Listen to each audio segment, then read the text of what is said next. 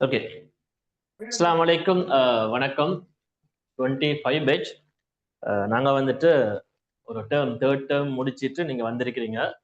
உங்களுக்கு வந்துட்டு ஹீட் பெரும்பாலான இடத்துல முடிஞ்சுது. ஒரு சில இடத்துல ஹீட் போயிட்டு இருக்கலாம்.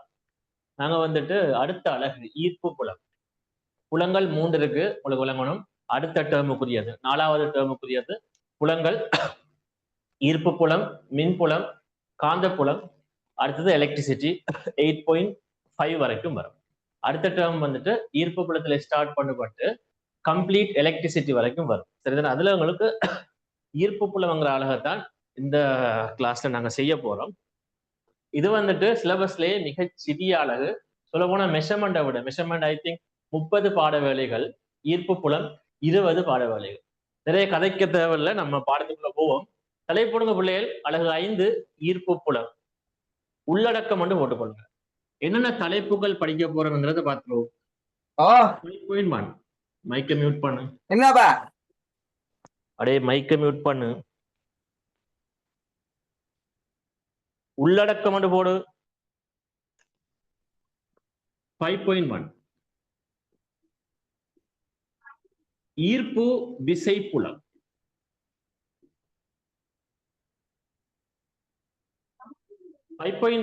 ஈர்ப்பு விசைப்புலம். இந்த 5.1 கூட அடங்கக்கூடிய தலைப்புகளை பார்ப்போம். முதலாம் உள்ள மைக்க விசை கமா விசைப்புலம்.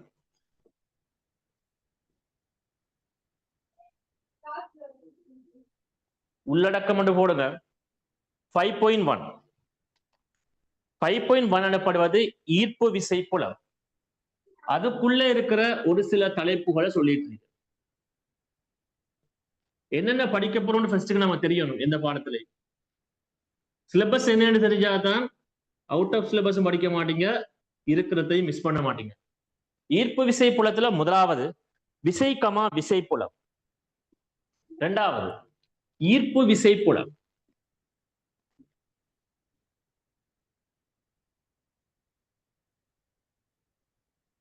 எழுதிக்கொள்ளுங்க பிள்ளைகள். மூன்றாவது நியூட்டனின் ஈர்ப்பு விதி.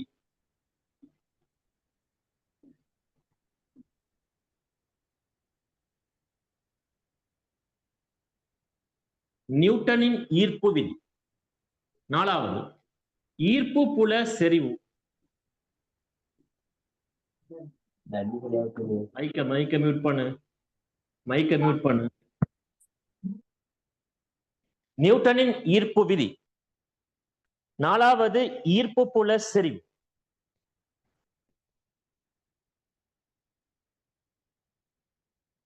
ஐந்து ஈர்ப்பு அழுத்தம்.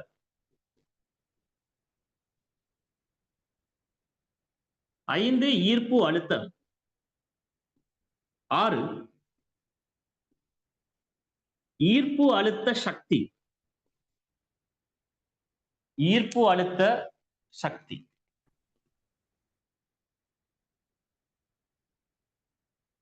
ஈர்ப்பு அழுத்த சக்தி. அடுத்தது 5.2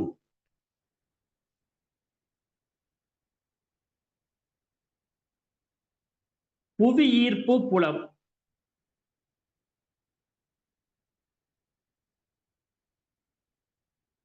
பிள்ளைகள் 5.2 ஒன்று போடுங்க. அதுல உள்ள தலைப்புகள் எழுதுவோம். புவி ஈர்ப்பு புலம்.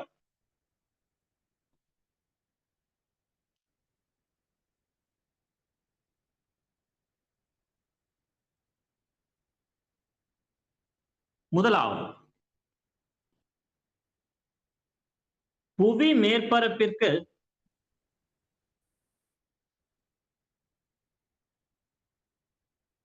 அருகே, புவி மேற்பரப்புக்கு அருகே ஈர்ப்பு புல செறிவு. புவி மேற்பரப்பிற்கு அருகே ஈர்ப்பு புல செறிவு.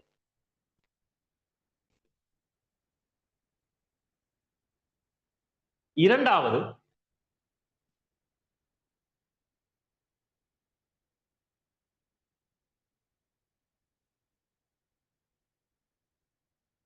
புவியின் உபகோள்கள். இரண்டாவது புவியின் உபகோள்கள்.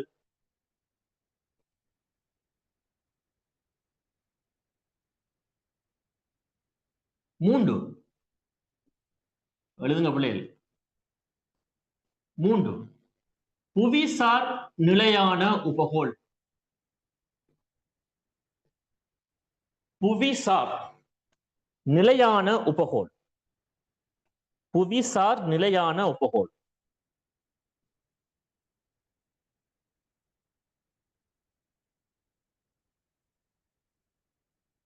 நான்கு கப்பல் வேகம். நான்கு கப்பல் வேகம், தப்பிச் செல்வதற்கான வேகம். ஐந்து நடுநிலை புள்ளி.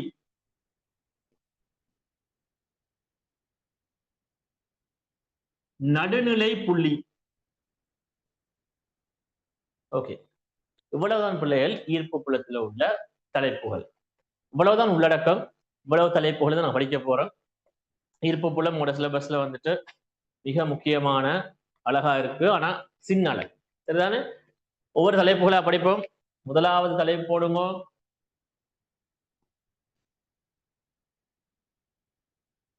(5.1) படிக்க போறோம். ரெண்டு தான், 5.1 5.2 தான் இருக்கு. ஹீட் மாதிரி இல்ல, ஹீட் பெரிய அழகு. 4.1 தொடங்கி 4.9 வரைக்கும் இருக்கு. இது அப்படி இல்லை. ஈர்ப்பு விசை புலம்.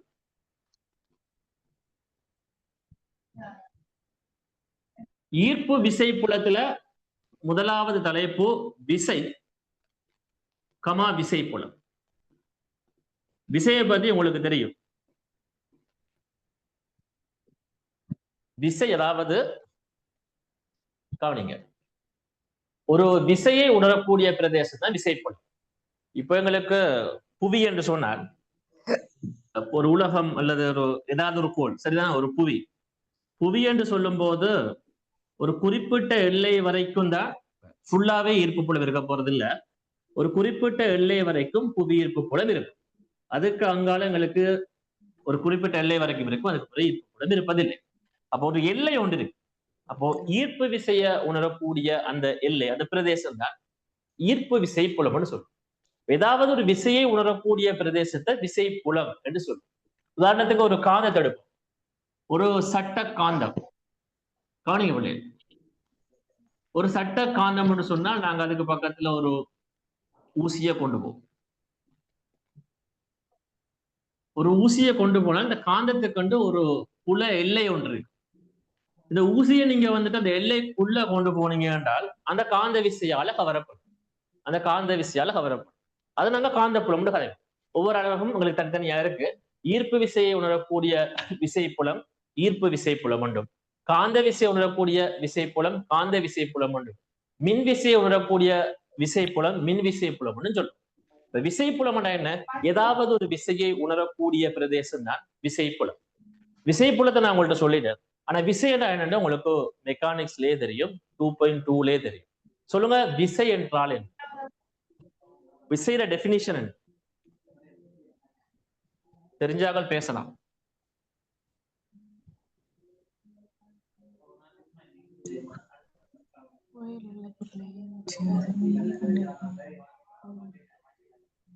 விசை என்றால் என்ன? சரி, விசை வந்து நியூட்டன் எத்தனையாம் விதியிலிருந்து வரைவிலக்கணப்படுத்தப்படுகிறது? அதையாவது சொல்லுங்க. விசை வந்து நியூட்டன் எத்தனாம் விதியில இருந்து டெபினிஷன் என்ன சொல்றேன்?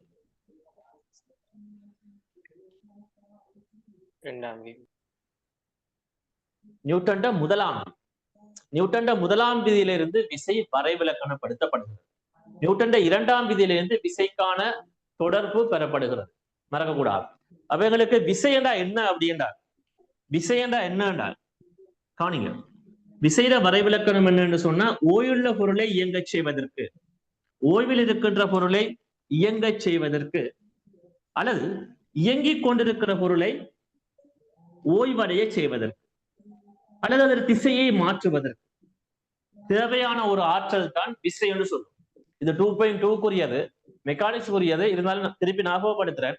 ஓய்வுள்ள பொருளை இயங்கச் செய்வதற்கு அல்லது இயங்கிக் கொண்டிருக்கிற பொருளை ஓய்வடைய செய்வதற்கு அல்லது அதன் திசையை மாற்றுவதற்கு தேவையான ஒரு ஆற்றல் தான் விசை என்று சொல்றோம்.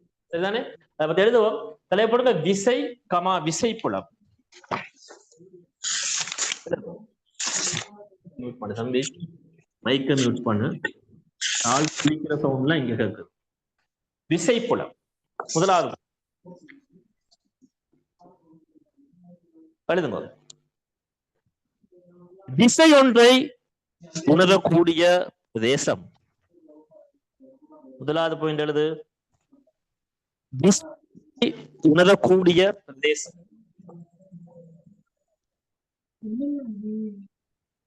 மைக்க மியூட் பண்ணுங்க.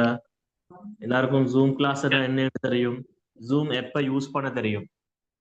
புதுசா ஜூம் யூஸ் பண்ற மாதிரி பண்ணக்கூடாது.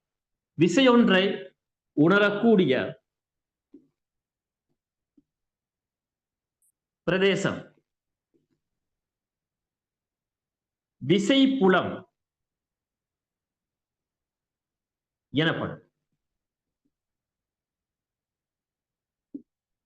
விசை ஒன்றை உணரக்கூடிய பிரதேசம் விசை புலம் எனப்படும்.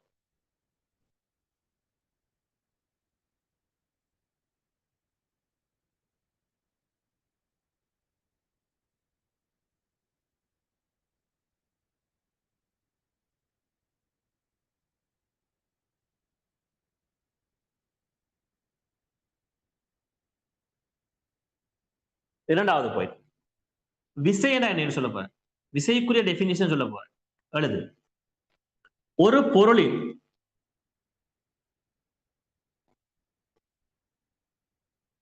இயக்க நிலையை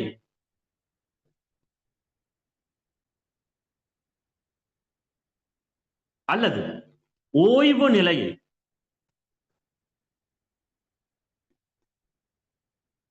ஒரு பொருளின் இயக்க நிலையை அல்லது ஓய்வு நிலையை மாற்றுகின்ற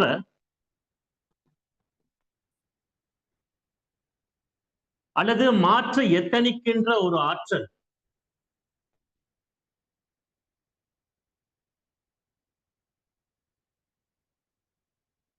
மாற்றுகின்ற அல்லது மாற்ற எத்தனிக்கின்ற ஒரு ஆற்றல்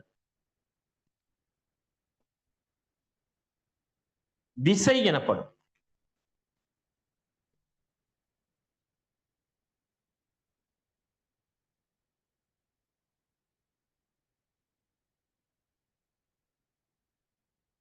ஒரு பொருளின் இயக்க நிலையை அல்லது ஓய்வு நிலையை மாற்றுகின்ற அல்லது மாற்ற எத்தனிக்கின்ற ஒரு ஆற்றல் விசை எனப்படும்.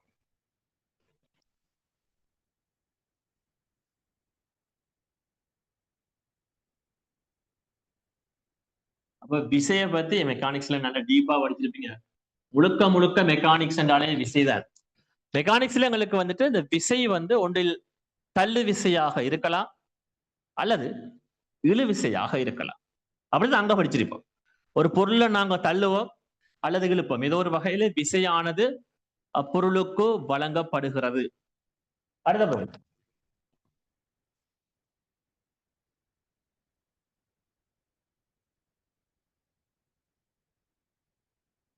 ஒரு பொருளின் இயக்க நிலை அல்லது ஓய்வு நிலையை மாற்றுகின்ற அல்லது மாற்ற எத்தனிக்கின்ற ஒரு ஆற்றல் விசை.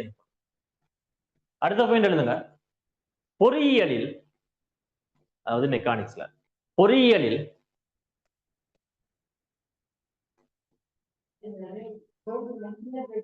விசையானது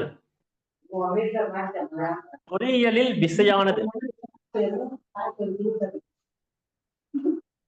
மைக்கை மியூட் பண்ணுங்க புள்ள. பொறியியலில் விசையானது தள்ளு விசையாகவோ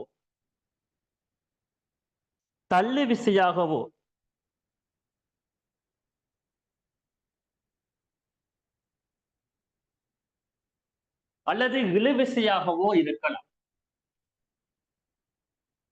பொறியியலில் விசையானது தள்ளு விசையாகவோ அல்லது இழுவிசையாகவோ இருக்கலாம்.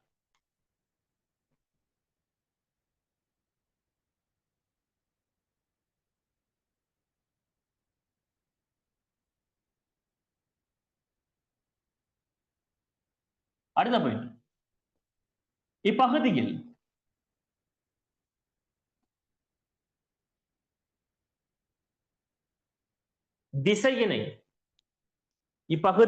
விசையினை இரு பிரிவுகளாக ஆராயலாம். இப்பகுதியில் விசையினை இரு பிரிவுகளாக ஆராயலாம். இப்பகுதியில் விசையினை இரு பிரிவுகளாக ஆராயலாம்.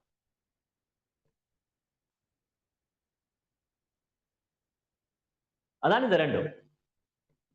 உரவிளக்கம் உண்டு.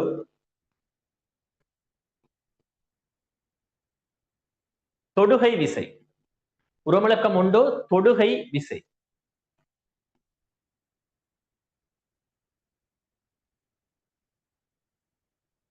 உரவிளக்கம் 2 தொலைவு தாக்கங்கள்.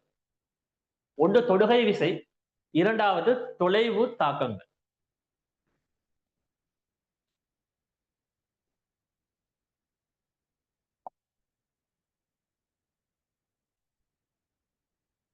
அதுல முதலாவது தலைப்பு, ஒரு சிறிய தலைப்பு, தொடுகை விசை. தொடுகை விசை இது சின்ன விஷயம் தான். பிள்ளைகள், தொடுகை விசைன்னு சொன்னா நாங்க மெக்கானிக்ஸ்ல கேள்விப்பட்ட விசை. அதாவது என்னன்னா, ஒரு பொருளை நீங்க வந்துட்டு தள்ளணும் அல்லது இழுக்கணும். அதாவது அந்த பொருளை நீங்க தொடணும். அதாவது விசைய கொடுக்கின்ற பொருளுக்கும், ஒரு குற்றி எடுப்புமே, ஒரு குற்றிய நீங்க தொடாம தள்ள முடியுமா? ஏதோ ஒரு வகையில தள்ளு விசையோ அல்லது இழு விசையோ நீங்க பிரயோகிக்கும் போது அந்த குற்றிய ஆர்முடுகளுக்கு உள்ளாகும். விளங்கா சொல்றது? அப்ப எங்களுக்கு பொருளுக்கு, அதாவது விசையை உணர்கின்ற பொருளுக்கும் விசையை கொடுக்கிறவருக்கும், விசையை கொடுக்கிறவருக்கும் விசையை அனுபவிக்கின்ற பொருளுக்கும் இடையில பௌதிகவியல் தொடர்பு அல்லது தொடுகை இருந்தால் அது தொடுகை விசைன்னு சொல்லும். கண்டிப்பா தொடரும். தொலைவு தாக்கங்கள் என்று சொன்னால் எங்களுக்கு தொடுகை இல்லாம விசைகள் உணரப்படும். அதாவது நான் இப்ப சொன்னேன், காந்தம் என்று சொன்னார், ஒரு சட்ட காந்தம் என்று சொன்னார், ஒரு இரும்பு உலோகத்தாலான ஒரு ஊசி, ஊசிய நீங்க அந்த காந்தத்துக்கு பக்கத்துல கொண்டு போகும்போது ஊசி மீது அந்த விசை உணரப்படும். விசைய அது ஃபீல் பண்ணுமே, ஆனா தொடுகையில் இருக்கா. இங்க எங்களுக்கு விசையை அனுபவிக்கின்ற பொருளுக்கும் விசையை ஏற்படுத்துகின்ற பொருளுக்கும் பொறிமுறை தொடர்பு இருக்கும். அது தொடுகை விசைன்னு சொல்லுவோம். விசையை அனுபவிக்கின்ற பொருளுக்கும் விசையை ஏற்படுத்துகின்ற பொருளுக்கும் பொறிமுறை தொடர்பு இல்லை அப்படி என்று சொன்னார், அதை நாங்க தொலைவு தாக்கங்கள் சொல்லுவோம். தலைப்படுங்க தொடுகை விசை. தலைப்பு தொடுகை விசை.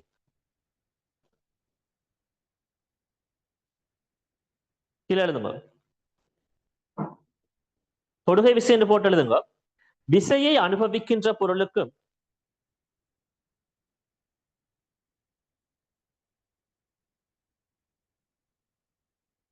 விசையை அனுபவிக்கின்ற பொருளுக்கும்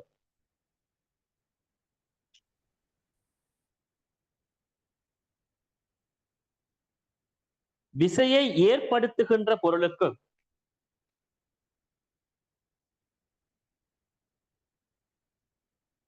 விசையை அனுபவிக்கின்ற பொருளுக்கும் விசையை ஏற்படுத்துகின்ற பொருளுக்கும்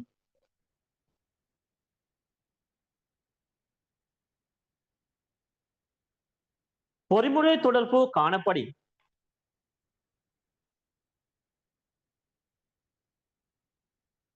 பொறிமுறை தொடர்பு காணப்படி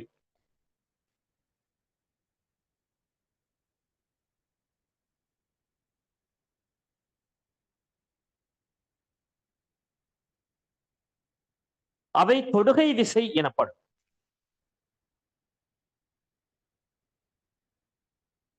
பொறிமுறை தொடர்பு காணப்படின் அவை தொடுகை விசை எனப்படும்.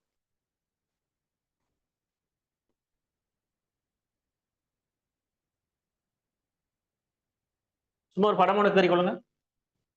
ஒரு குற்றி ஒன்றை கீறி அதை ஒரு விசையால இழுக்கிற மாதிரி தெரியும். விசையை அனுபவிக்கின்ற பொருளுக்கும் விசையை ஏற்படுத்துகின்ற பொருளுக்கும் பொறிமுறை தொடர்பு காணப்படின் அதை நாங்க தொடுகை விசை அப்படின்னு சொல்றோம். ஓகே, இந்த படத்துக்கு பிள்ளைகள் உங்களோட பெயர்களை ஒழுங்கா போட்டுக்கொள்ளுங்க. இந்த ஷார்ட் நேம் என்னெல்லாம் போட்டிருக்கீங்க, ஜூம் யூசர், வித்தியாசமான பெயர்ல உள்ளவங்கள ரிமூவ் பண்ணுவேன். தயவு செய்து பேரை போடுங்க. 2 டொட் போட்டிருக்குது, 1 2 3 பேரை போட்டுக்கோ. ஆர்எம்எஸ் பிஹெச்ஒய் எல்லாரும் பேரை மாத்திக்கொள்ளுங்க. ரீநேம் போன்னு உங்களோட உண்மையான பேரை போடும். ஜூம் யூசர் பேரை மாத்து. உங்களுக்கு அப்பா அம்மா வச்ச பேர்ல வரணும். தொலைவு தாக்கங்கள்.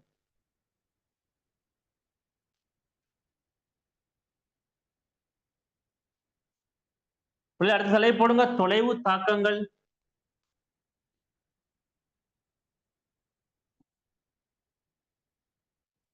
தலைப்பு தொலைவு தாக்கங்கள்.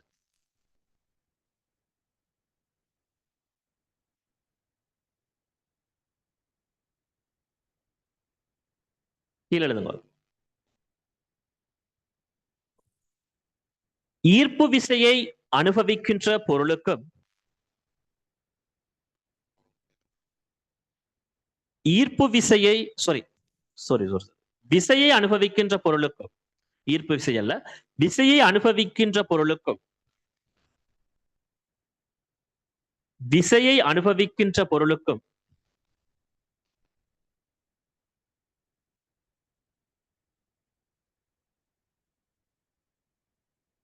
விசையை ஏற்படுத்துகின்ற பொருளுக்கும்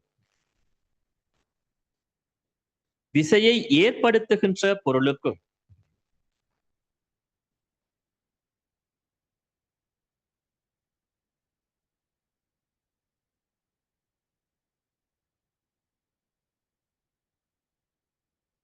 இடையே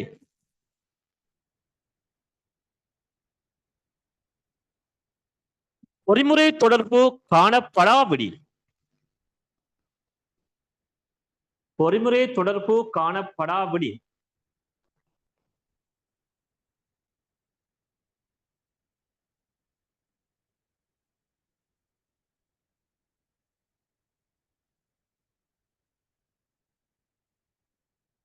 அவை தொலைவு தாக்கங்கள் எனப்படும்.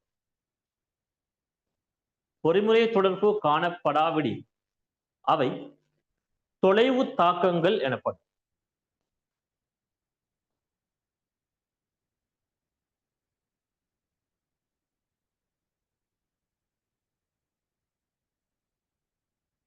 ஒரு ஈர்ப்பு விசையை யோசிப்போம். நான் சட்ட காந்தத்தை காந்தப்புலத்துல கதைக்கலாம். நம்ம இங்க ஈர்ப்பு புலம் என்றபடியால ஒரு புவியில இருந்து ஒரு பொருளை நாங்க விட்டம் என்று சொன்னார். அதுல தாக்குற ஒரே ஒரு விசை என்ன?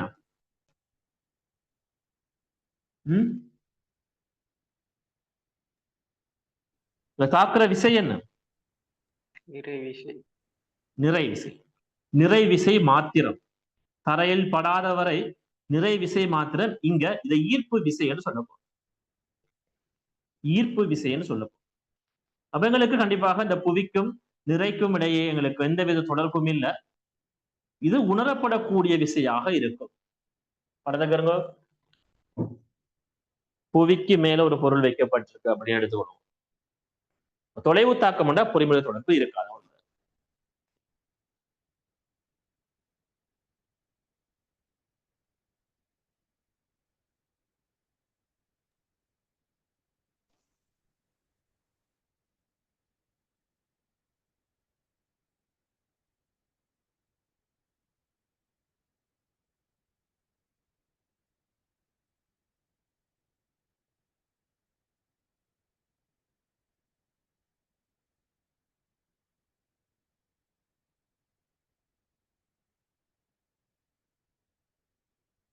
அடுத்த தலைப்பு ஈர்ப்பு விசை புலம்.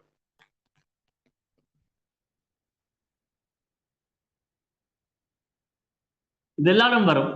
மின்புலத்திலையும் வரும், காந்த புலத்திலையும் வரும். விசைப்புலம் மின்விசையை உணர்ந்தால் மின்விசை புலம், காந்த விசையை உணர்ந்தால் காந்த விசை புலம். நம்ம இப்ப சொல்லிக் கொண்டிருக்கிறது ஈர்ப்பு விசை புலம்.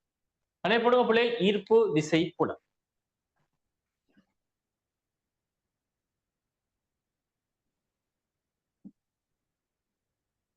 ஈர்ப்பு விசை புலம்.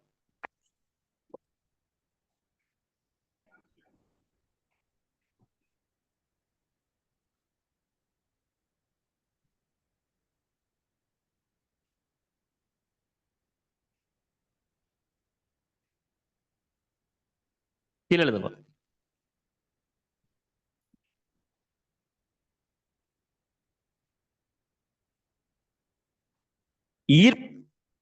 ஈர்ப்பு விசையை உணரக்கூடிய பிரதேசம். முதலாவது பாயிண்ட் எழுது. ஈர்ப்பு விசை புலம் தலையை போட்டு முதலாவது பாயிண்ட். ஈர்ப்பு விசையை உணரக்கூடிய பிரதேசம்.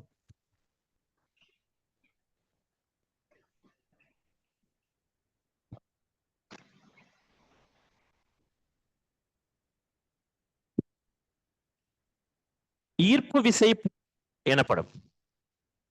ஈர்ப்பு விசையை உணரக்கூடிய பிரதேசம் ஈர்ப்பு விசை புலம் எனப்படும்.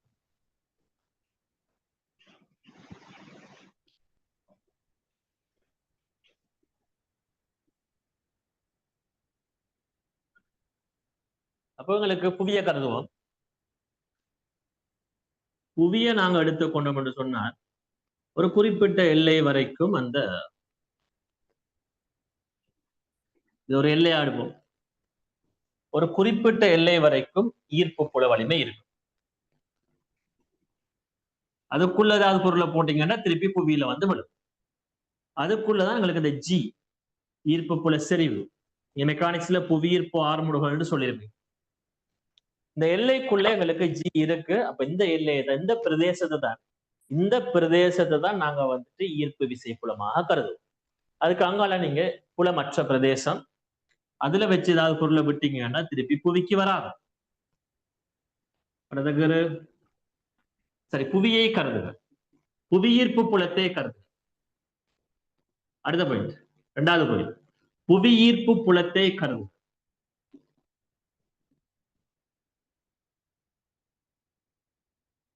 ஒரு புவியோட கீறி ஒரு எல்லைன்னு போட்டுருங்க.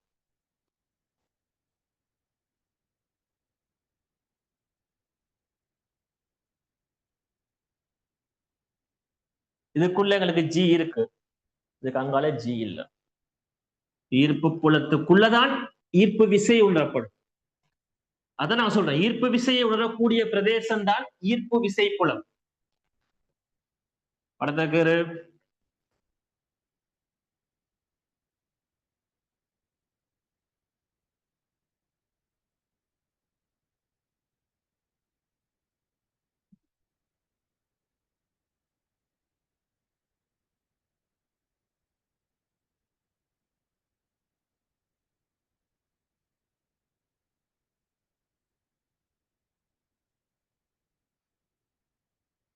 ஓகே, அடுத்து கீழே எழுதுங்க. தொலைவு தாக்கத்தின் விளைவு. படத்தை கீழே எழுது. தொலைவு தாக்கத்தின் விளைவு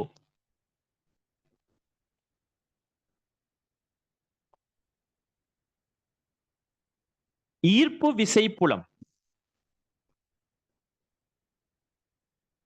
தொலைவு தாக்கத்தின் விளைவு ஈர்ப்பு விசை புலம் என கருதப்படுகிறது. தொலைவு தாக்கத்தின் விளைவு ஈர்ப்பு விசை புலம் என கருதப்படுகிறது.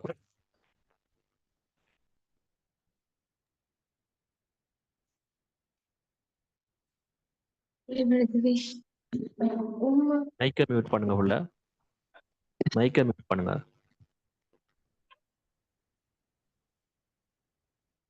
தொலைவு தாக்கத்தின் விளைவு ஈர்ப்பு விசை புலம் என கருதப்படுகிறது. அடுத்த பாயிண்ட், எந்த திணிவும்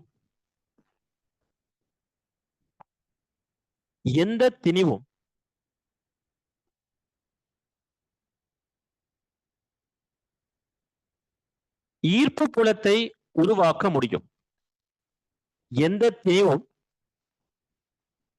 எந்த திணிவும் ஈர்ப்பு புலத்தை உருவாக்க முடியும்.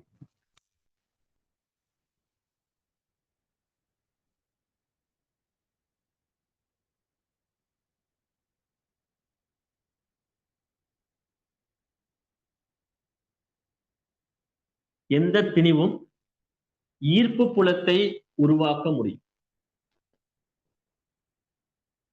ஓகே, பேசிக்கா எங்களுக்கு விசைப்புலம் மற்றும் ஈர்ப்பு விசைப்புலத்துல இன்ட்ரோடக்ஷன் முடிஞ்சது. இனிமேதான் முக்கியமான பகுதிகளுக்கு போக போறோம், அதாவது கல்குலேஷன் பார்ட். தலைப்பு நியூட்டனின் ஈர்ப்பு விதி. தலைப்பு நியூட்டனின் ஈர்ப்பு விதி.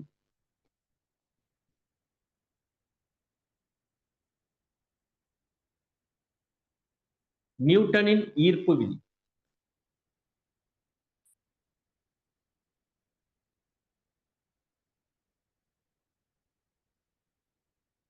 ஓகே, பிள்ளைகள் மெக்கானிக்ஸ்ல 2.3 எல்லாருமே சடத்துவம் மற்றும் திணிவை பத்தி கேள்விப்பட்டிருப்பீங்க. சொல்லுங்க ஒரு ஆள், சடத்துவம் என்றால் என்ன? சடத்துவம் என்றால் என்ன? இயங்க மறுக்கும் தன்மை. இயங்க மறுக்கும் தன்மை. இன்னும் கிளீனா சொல்றாண்டா, நேர்கோட்டு இயக்கத்தை ஆற்ற மறுக்கும் தன்மை சடத்துவம் என்று சொல்றோம். சரிதானே? அவங்களுக்கு திணிவை, இதன் அடிப்படையில திணிவை இரண்டா பிரிக்கலாம். என்னென்ன திணிவுகள்?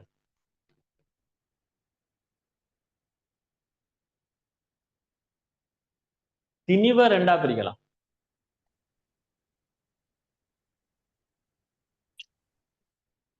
சொல்லுங்க. நியூட்டன் விதியில படிச்சிருக்கலாம் 2.3ல. திணிவு இரு வகைப்படும். என்னென்ன?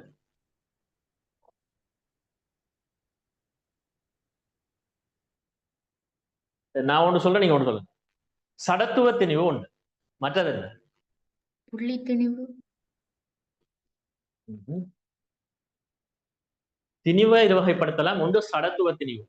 அது எங்களுக்கு ஒரு எஃப் என்ற விசையை பிரயோகிக்கும் போது அப்பொருளுக்கு ஏ என்ற ஆர்முடுகள் இருந்தால் அந்த விசைக்கும் ஆர்முடுகளுக்கு விகிதம் சடத்துவ திணிவு சொல்லும். இரண்டாவது என்ன?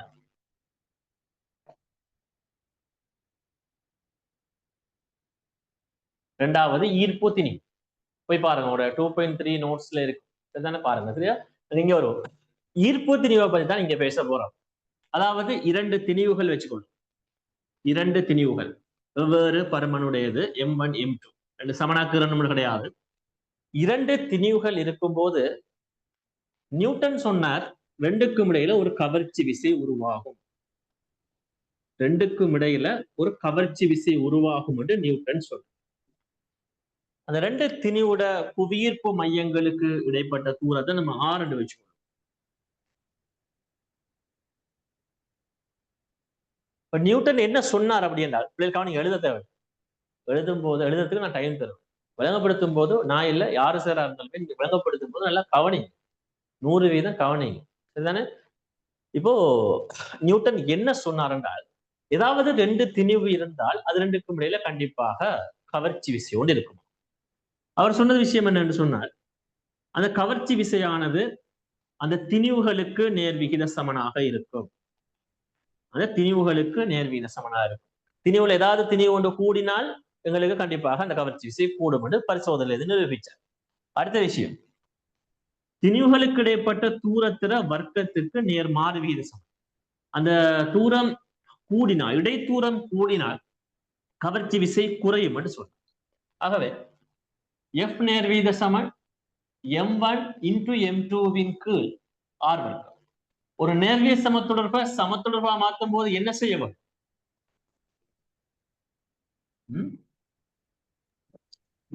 நேர்விய சமத்தொடர்பை சமத்தொடர்பா மாற்றும் போது என்ன செய்யணும்?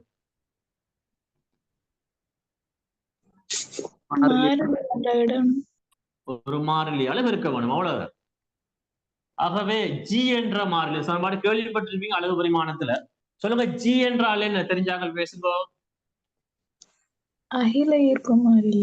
Very good. இங்கு G அகில ஈர்ப்பு ஒருமை அல்லது அகில ஈர்ப்பு மாறிலி சொல்லும். அதான் நியூட்டன் சொன்னார். நியூட்டன் என்ன சொன்னார் என்றால், இரண்டு திணிவுகள் இருந்தால் அவற்றுக்கு இடையிலான கவர்ச்சி விசையானது திணிவுகளுக்கு நேர்வீத சமனாகவும் அல்லது திணிவுகளோட பெருக்கத்துக்கு நேர்வீத சமனாகவும் அவற்றின் ஈர்ப்பு மையங்களுக்கு இடையிலான தூரத்தில வர்க்கத்திற்கு நேர் மாறு வீத சமனாகவும் இருக்கும் என்பது நியூட்டன் ஈர்ப்பு விதி. தலை போடுங்க, நியூட்டனின் ஈர்ப்பு விதி. தலைப்பு போடு, எழுதவான தலைப்பு மட்டும் போடும். நியூட்டனின் ஈர்ப்பு விதி. கீழே எழுதுவோம். ஃபர்ஸ்ட் விதி எழுதுவோம், அதுக்கு பிறகு இதெல்லாம் எழுதுவோம். விதி எழுது. இரு திணிவுகளுக்கு இடையிலான இரு திணிவுகளுக்கு இடையிலான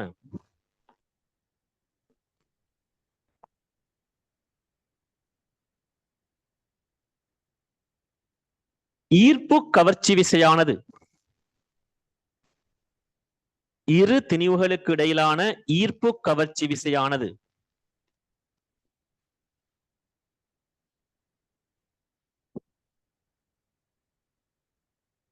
அத்திணிவுகளின்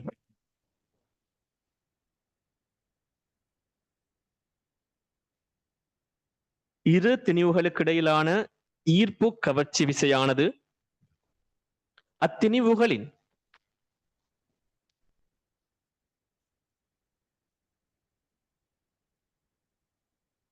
பெருக்கத்திற்கு நேர்விகித சமனாகவும்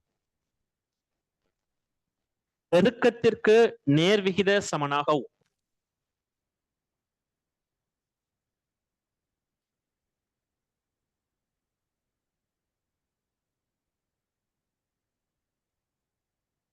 அவற்றின்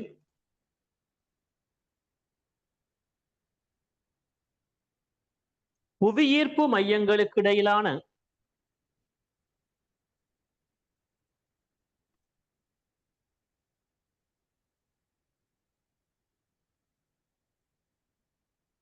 அவற்றின் புவியீர்ப்பு மையங்களுக்கு இடையிலான தூரத்தின் அவற்றின் புவியீர்ப்பு மையங்களுக்கு இடையிலான தூரத்தின் வர்க்கத்திற்கு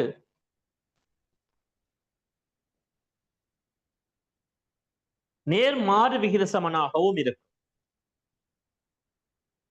அவற்றின் புவியீர்ப்பு மையங்களுக்கு இடையிலான தூரத்தின் வர்க்கத்திற்கு நேர்மாறு விகித சமனாகவும் இருக்கும்.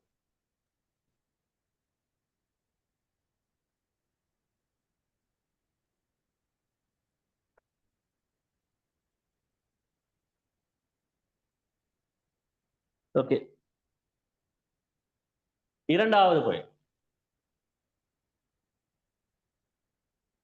M1 மற்றும் M2 ஆகிய இரு திணிவுகள் M1 மற்றும் M2 ஆகிய இரு திணிவுகள்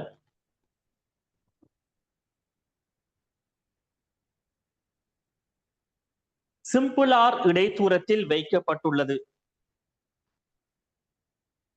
M1 மற்றும் M2 ஆகிய இரு திணிவுகள்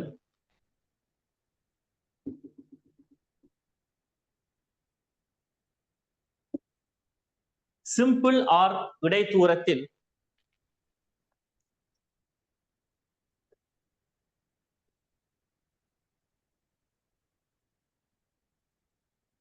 வைக்கப்பட்டிருப்பதாக கருது.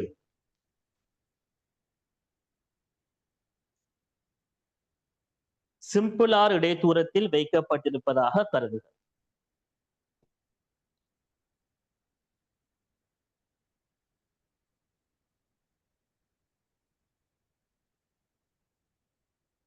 ஓகே, அடுத்த M1 M2 சிம்பிள் ஆர் இடைத்தூரத்துல இருக்கு.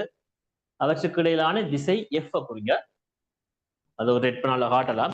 F குறிக்கும் போது ரெண்டுமே பரிமாணல சமனா இருக்கும். M1 M2 சைஸ் வித்தியாசப்படும், அது பிரச்சனை கிடையாது.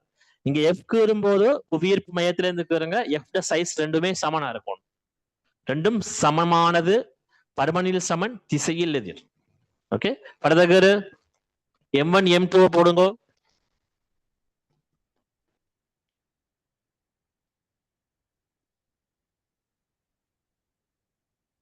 அதே கீழே அப்படி எழுதி கொள்ளுங்க. F நேர்வீத சமன் M1, F நேர்வீத சமன் M2, F நேர்வீத சமன் 1 R வர்க்கம். ஆகவே F நேர்வீத சமன் M1 M2 பெருக்கத்தின் கீழ் R வர்க்கம். இதுல இருந்து ஒரு சமன்பாட்டு அடுங்க. F சமன் G M1 M2 கீழ் R வர்க்கம். இதை ஒரு பாக்ஸ் பண்ணி வச்சுட்டு G அகில ஈர்ப்பு மாறிலி எழுதி அல்லது அகில ஈர்ப்பு ஒருமை அல்லது மாறிலி அல்லது ஒருமைன்னு போடுறேன்.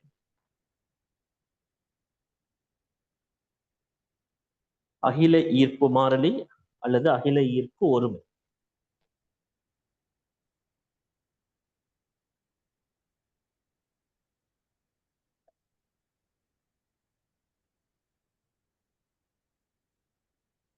ஜீர அலகடுங்க. சரி, இதுல உள்ள கணியங்கள் எழுதிடுவோம். சமன்பாட்டுக்கு பக்கத்துல எஃப் m1, m2 r.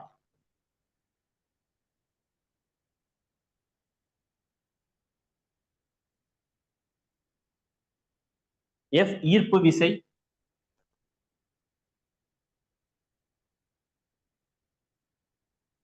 ஈர்ப்பு கவர்ச்சி விசை. ஈர்ப்பு கவர்ச்சி விசை m1 m2 ஈர்ப்பு திணிவுகள் m1 m2 ஈர்ப்பு திணிவுகள்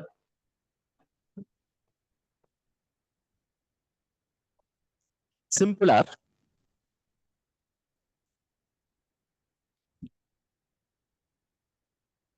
இரு திணிவுகளினதும்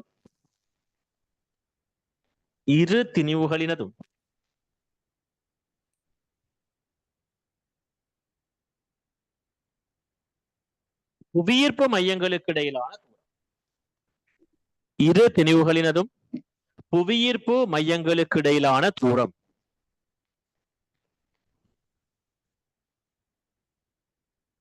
ஜெஸ்ஸான் மைக்க மியூட் பண்ணுங்க. இரு திணிவுகளினதும் புவியீர்ப்பு மையங்களுக்கு இடையிலான தூரம். ஓகே, இப்ப ஜீட அலகு எடுக்க போறீங்க. ஜிய எழுவாய் மாற்றம் செய்யுங்க. ஜீட அலகு மற்றும் பரிமாணம் எடுத்து பார்ப்போம். அடுத்த வரீங்க ஜீக்குரிய அலகு அகில ஈர்ப்பு மாதிரி அலகு. ஃபர்ஸ்ட் யூனிட்ல உங்களுக்கு சமன்பாடு கேள்வி பற்றிக்கணும். நீங்க எப்படியுமே விசைதர தூரத்துல வர்க்கம் கீழே m1 m2 செய்யலாம். அலகடு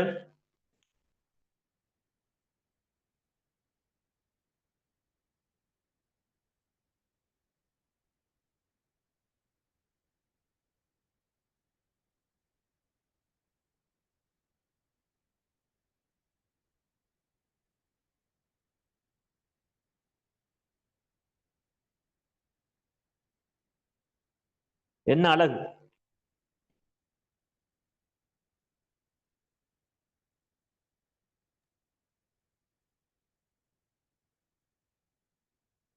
டைமென்ஷன். சரி, ஃபர்ஸ்ட் அலகு சொல்லுங்க. kilogram -1 meter கணம் செகண்ட் -2. கிலோகிராம் -1 மீட்டர் கணம் செகண்ட் -2. விட சொன்னவர் தயவு செய்து உங்களோட பேரை போடுங்க. ஜூம் யூசர் அப்படி இப்படி போட வேணாம். கிலோகிராம் -1 மீட்டர் கணம் செகண்ட் -1 அல்லது நியூட்டன் சார்பா கொடுப்போம்.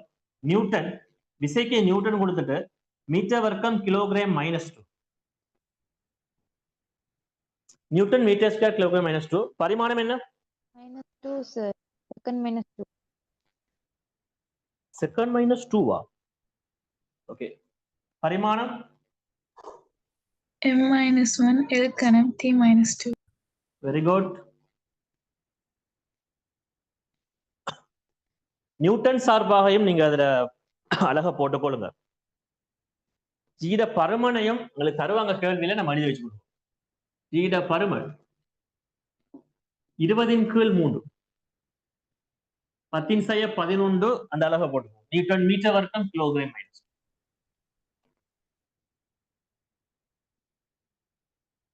(6.67 கிட்டத்தட்ட 10^11 நியூட்டன் மீட்டர் வர்க்கம் கிலோகிராம் -2.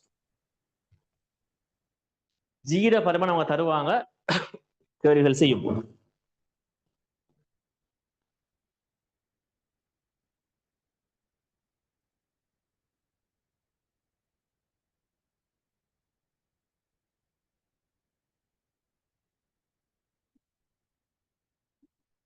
நோட் என்ன நோட் சொல்ல போறோம்னா, பிள்ளைகள் அகில ஈர்ப்பு மாறிலி என்பது இப்ப புவிக்கு மட்டும் இல்லை. இந்த ஜி என்பது ஒரு அகிலத்துக்குரிய மாறிலி. எந்த கோள்ல கேள்வி இருந்தாலும் எஸ்ஏ வரும். எந்த கோளா இருந்தாலும் அது செவ்வாய் கிரகமா இருந்தாலும் சரி, எந்த பிரிவாக இருந்தாலும் ஜி என்பது ஒரு அகில ஈர்ப்பு மாறிலி. எல்லா இடமும் அதான் பாயும். பிவி சமன் என்ன நாட்டில போடுவீங்க? பிவி சமன் என்ன நாட்டில கேபிட்டல் ஆர்ண்டா என்ன?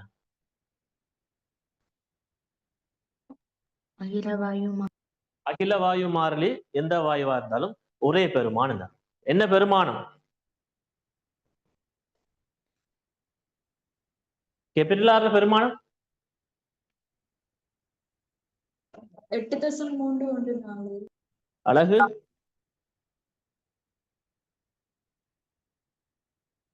அழகு அழகு. Very good. Joule மூல் -1 kelvin -1. அப்ப அங்க எங்களுக்கு கேசஸ்ல வந்துட்டு அகில வாயு மாறிலிங்கிற மாதிரி, அதுவும் எல்லா வாயுக்களுக்கும் கேபிட்டல் ஆர் ஒரே பெருமானம். அதே போல இங்கேயும் எல்லா திணிவுகளுக்கும் கேபிட்டல் ஜி ஒரு மாறிலியாக இருக்குதுங்கிறத நோட்ல போட்டுக்கொள்வோம். நோட். ஜெசான் மைக்க மியூட் பண்ணுங்க. நோட். அகில ஈர்ப்பு மாறிலி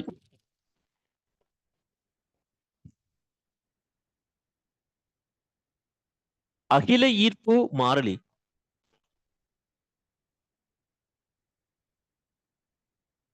எல்லா திணிவுகளுக்கும்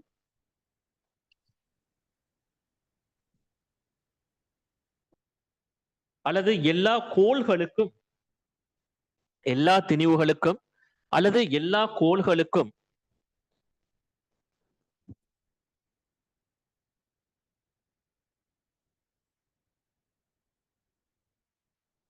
ஒரு மாறா பெருமானமாகும்.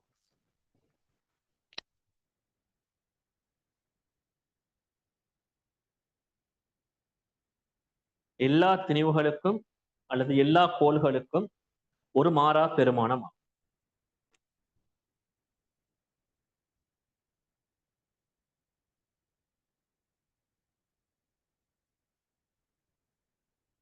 ஓகே. முதலாவது கேள்வி. பிள்ளைகள் கேள்வியோடு செய்வோம். முதலாவது கேள்வி எழுதுங்க.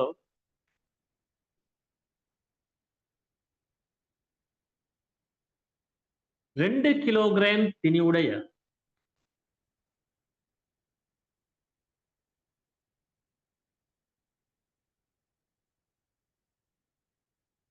2 கிலோகிராம் திணிவுடைய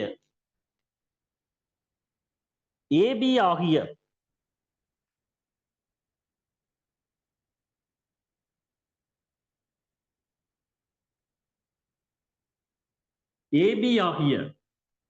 இரு சம திணிவுகள்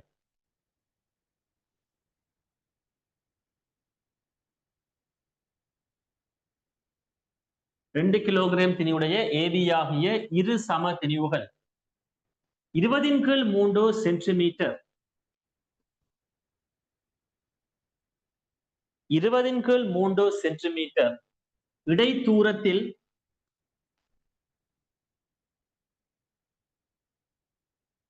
வைக்கப்பட்டுள்ளன.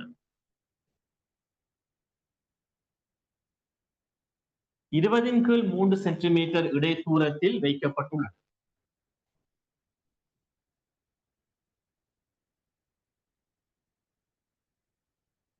அவற்றுக்கிடையிலான ஈர்ப்பு கவர்ச்சி விசை யார்? அவற்றுக்கிடையிலான ஈர்ப்பு கவர்ச்சி விசை யார்?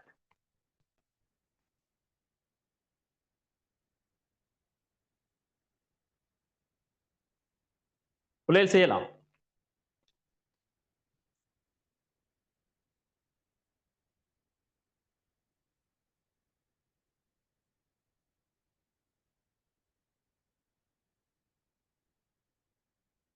சென்டிமீட்டரை கண்டிப்பா மீட்டரா மாத்தணும். சதுர செலவுக்கு மாத்தணும். ஜீட பெருமானத்தை நீங்க 20/3 போடலாம்.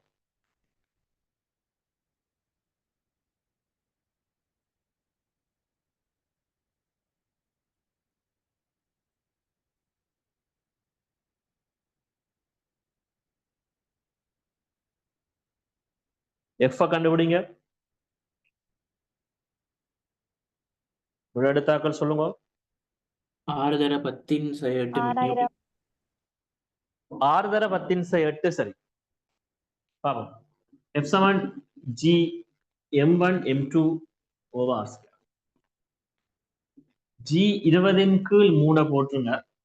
தர 10 11 இருக்கட்டும். 2 தர 2 4 கிலோகிராம். R வர்க்கம் 20 கீழ் 3 தர 20 கீழ் 3 10 2 10 4. அப்ப உங்களுக்கு இதெல்லாம் வெட்ட 3 6 தர 10 8 அல்லது 6000 தர 10 எத்தனை?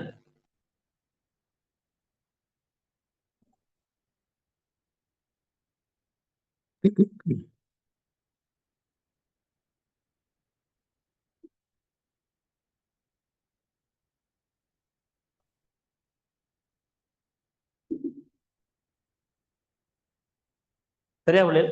6 தர 10 8 சரியான பார்த்துக் கொள்ளுங்க. அடுத்த கேள்வி தர போறேன். இரண்டாவது கேள்வி பிள்ளைகள், இந்த 3 திணிவுகளை ஒரே நேர்கோட்டுல கேளுங்க. ABC என்று போடுங்க. M 2M 3M ABC என்று போடு.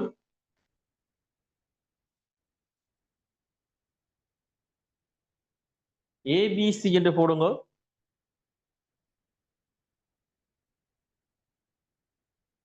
இது R தூரத்துல வைக்கப்பட்டிருக்கு. இது 2R தூரம் என்று போட்டுக்கோ. இது R தூரம், இது 2R தூரம். படதகர புவியீர்ப்பு மையங்கள் ஒரே நேர்கோட்டுல இருக்கிற மாதிரி வரையணும். புவியீர்ப்பு மையங்கள் ஒரே நேர்கோட்டுல இருக்கிறது போல வரையணும்.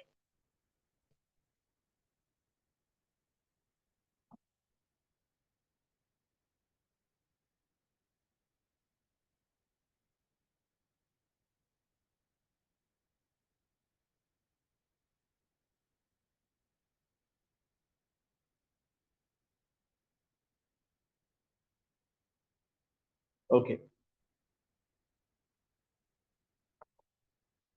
கீழே எழுதுங்க. உருவில் காட்டியவாறு ABC திணிவுகள் வைக்கப்பட உருவில் காட்டியவாறு ABC திணிவுகள் வைக்கப்பட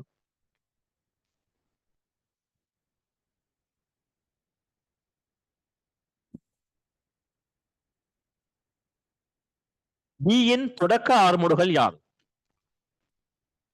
B இன் தொடக்க ஆர்முடுகள் யார்?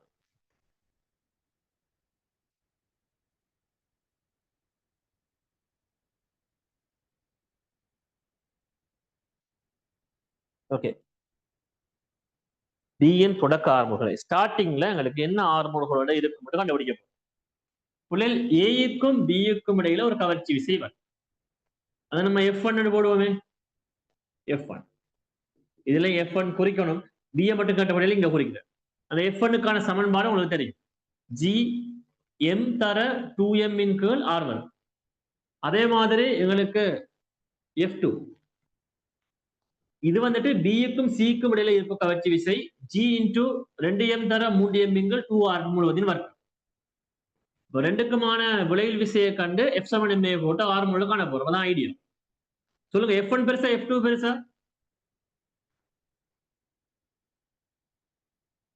எது பெருசா இருக்கு? F2 பெருசுன்னு முடிவெடுக்க இயலாது. ஏன்னா 3M திணிவு பெருசுதான். தூரம் கூடி போச்சு. தூரம் கூடின விசை குறையும். அது உங்களுக்கு தெரியாது. நீங்க F1 F2 கண்டு விளைவில் விசையை கண்டு B-க்கு F7MA போட்டு R முழு கண்டுபிடிங்க. செய்யலாம். R முழுகளை கண்டுபிடிங்க B இத.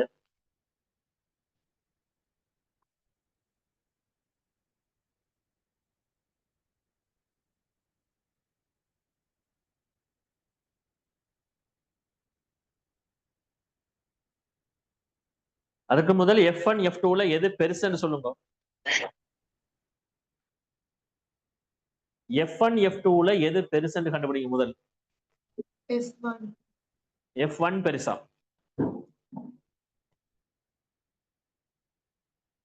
F1 பெருசா? செய்யலாம். அப்ப இடப்பக்கமாகத்தான் எங்களுக்கு இயங்க இருக்கு. F1 பெருசுன்றபடியா F1 மைனஸ் திருப்பி சொல்லுங்க. விட கேட்கல. GM over 4R square. Very good. எந்த திசையில? இடப்பக்கம். இடப்பக்கம். ஜியை பொது எடுக்கிறேன், எம் வர்க்கத்தை பொது எடுக்கிறேன். F1க்கு நான் ஆரையும் வெளியெடுக்கிறேன். F1க்கு எனக்கு 2 வரும். ஆக்சுவலா 1 தர 2 இல்லையா, கீழே 1 அதுல வர்க்கம். F2 சின்னதுன்னு சொன்னீங்க, அதுல இருக்கிற திணிவுகள் 2 தர 3, தூரத்துல வர்க்கம் 2 வர்க்கம் சமன் m வந்துட்டு இது 2m திணிவுக்கு பாவிச்சபடியால் 2m into a. சரி, இப்படியும் செய்யலாம் எப்படியும் செய்யலாம். அவர் எடுத்த விடை எடுங்க எல்லாரும். gm இன் கீழ் 4r வர்க்கம். gm இன் கீழ் 4r வர்க்கத்தை எடுங்க.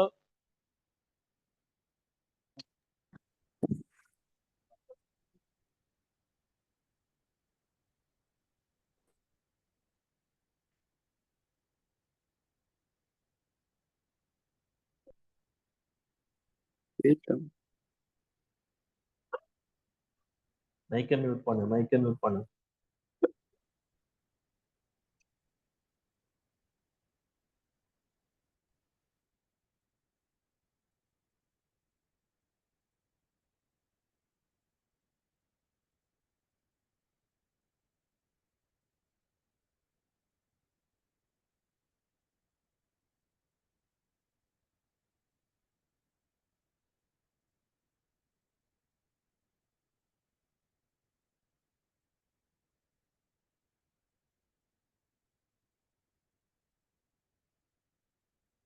ஆர்முடுகள் gm இன் கீழ் 4r வர்க்கம். சரியான பாருங்க, அது MCQ தான். அடுத்த கேள்வி போட போறோம். 3வது வினா.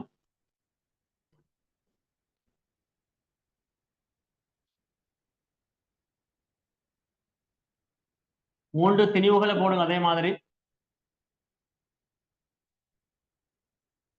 ஒரே நேர்கோட்டுல புவியீர்ப்பு மையம் அமையக்கூடியவாறு 3 திணிவுகளை போடுங்க. ABC என்று போடுங்க.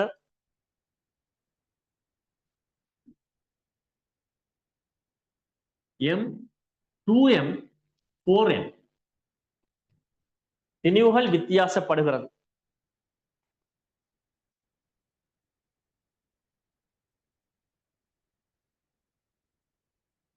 எம்முக்கும் 2Mக்கும் இடையிலான தூரத்தை மட்டும் R என்று குறிங்க. புவியீர்ப்பு மையத்துக்கு இடையிலான தூரம். ஏபிக்கு தூரம் R. BCக்கு தூரம் குறிக்கப்படவில்லை. படதகரு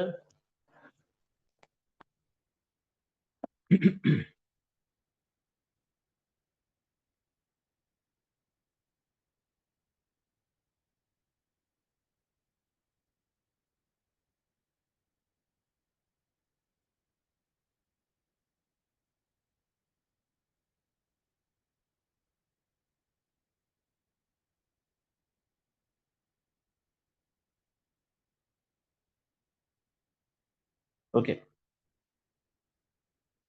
M 2M 4M ABC சிம்பிளாரும் புரிங்க. படத்துக்கு பக்கத்துல அல்லது கீழே எழுதுங்க.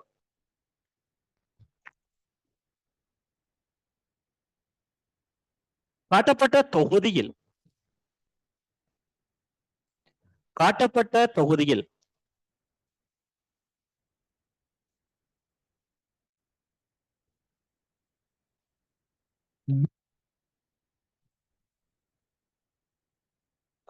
தொகுதியில் B ஆனது சமநிலையில் இருப்பதற்கு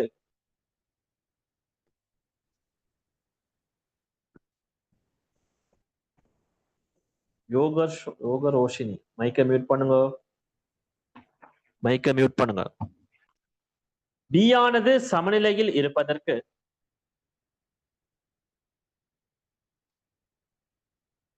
B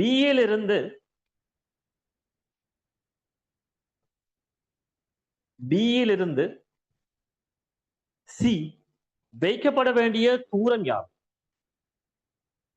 B இலிருந்து C வைக்கப்பட வேண்டிய தூரம் யார்?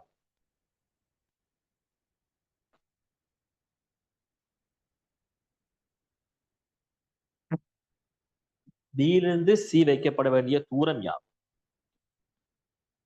செய்யலாம். 2R. எக்ஸ் என்று போட்டுக்கோ. பியில F1 என்ற ஈர்ப்பு விசையும் F2 என்ற ஈர்ப்பு விசையும் ஏ ஆலையும் சி ஆலையும் ஏற்படுத்தப்படுது. F1 F2ல யாரு பெருசு? 2R. சமம். ரெண்டும் B சமனானி. சமநிலையில இருக்கு. ஆகவே F1ம் F2ம் சமம். இந்த ஐடியால செய்ங்க. F1 என்பது ஏபிக்கு இடையிலான கவர்ச்சி விசை சமன்பாட்டை போடுங்க. F2க்கு BC இடையிலான கவர்ச்சி விசைக்கான தொடர்பை போட்டு எக்ஸ கண்டுபிடிங்க. Sir answer 2R. Very good. 2R சரியானது.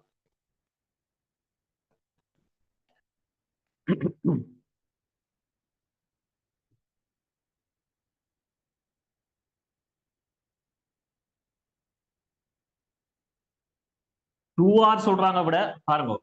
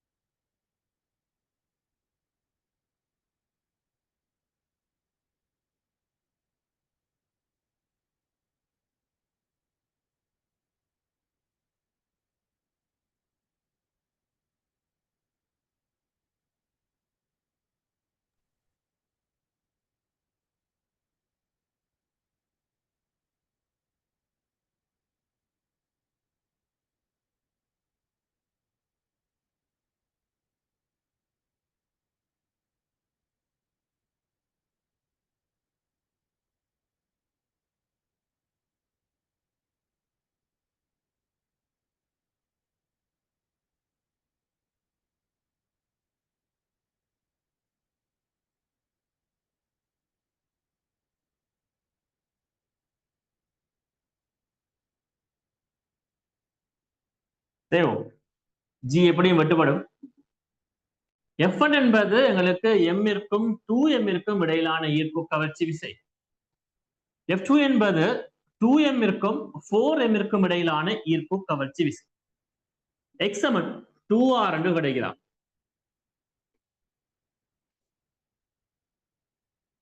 நாலாவது கேள்வி. இது M திணிவு, இது M திணிவு, சம தூரத்தை வைக்கப்பட்டிருக்கு. இங்க 1 கிலோகிராம் இருக்கு. 1 கிலோகிராம் திணிவின் மீதான விளைவு விசை செய்யலாம். 1 கிலோகிராம் திணிவின் மீதான விளைவில் விசை உடனடியிலே ஜி வரலாம்.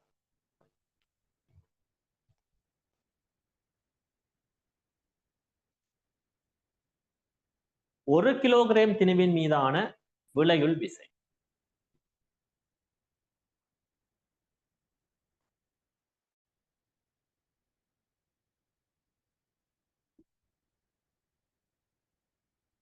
விட எடுத்தவங்க விசைய திசையோட சொல்லணும்.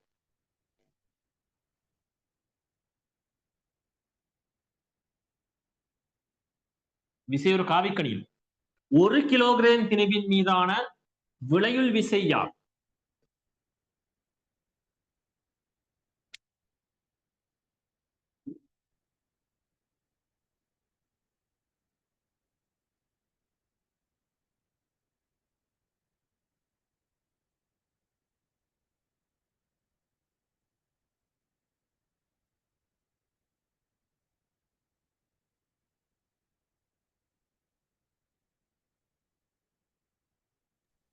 சார் 20 வர்க்கமூலம் 2M by R வர்க்கம் தென்மேற்கு திசையில்.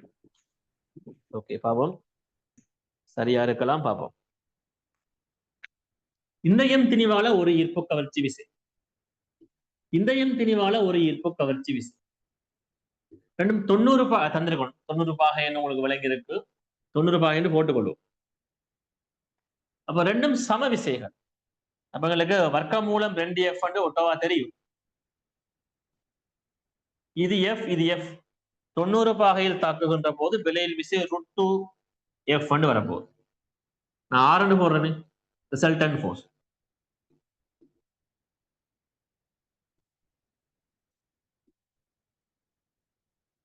வர்க்கமூலம் 2F வரப்போகுது. ஒரு F-க்கான கோவையை மட்டும் போட்டுருவோம். ஒரு F-க்கான கோவை 1 கிலோவுக்கும் M-ற்கும் இடையிலான ஈர்ப்பு கவர்ச்சி விசை G தர m தர 1 கிலோகிராமின் கீழ் r வர்க்கம்.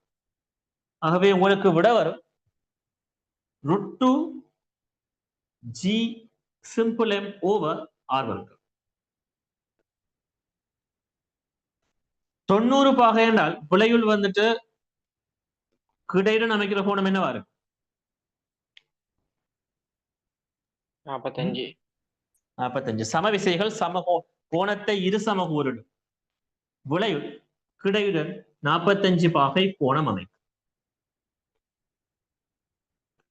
எழுதலாம். வர்க்கமூலம் 2 gm over r வர்க்கம்.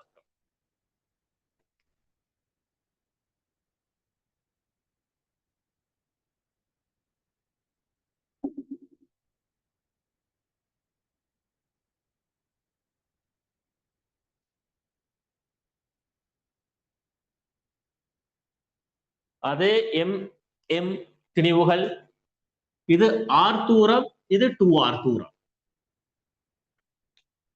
மீண்டும் அதே கேள்விதான். 1 கிலோகிராம் திணிவின் மீதான விளையுள் விசை யார்?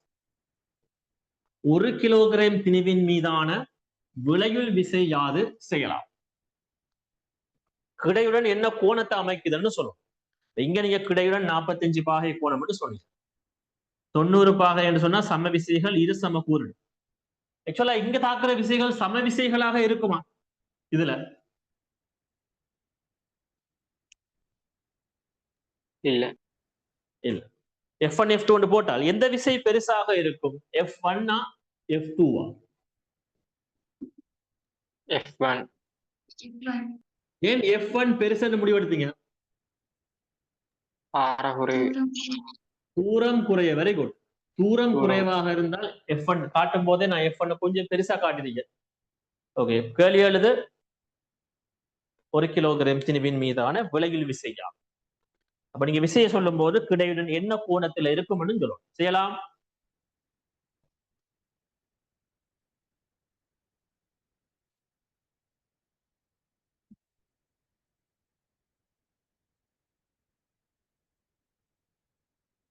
ஒரு கிலோகிராம் திணிவின் மீதான விளையுள் விசையை கண்டுபிடிங்க.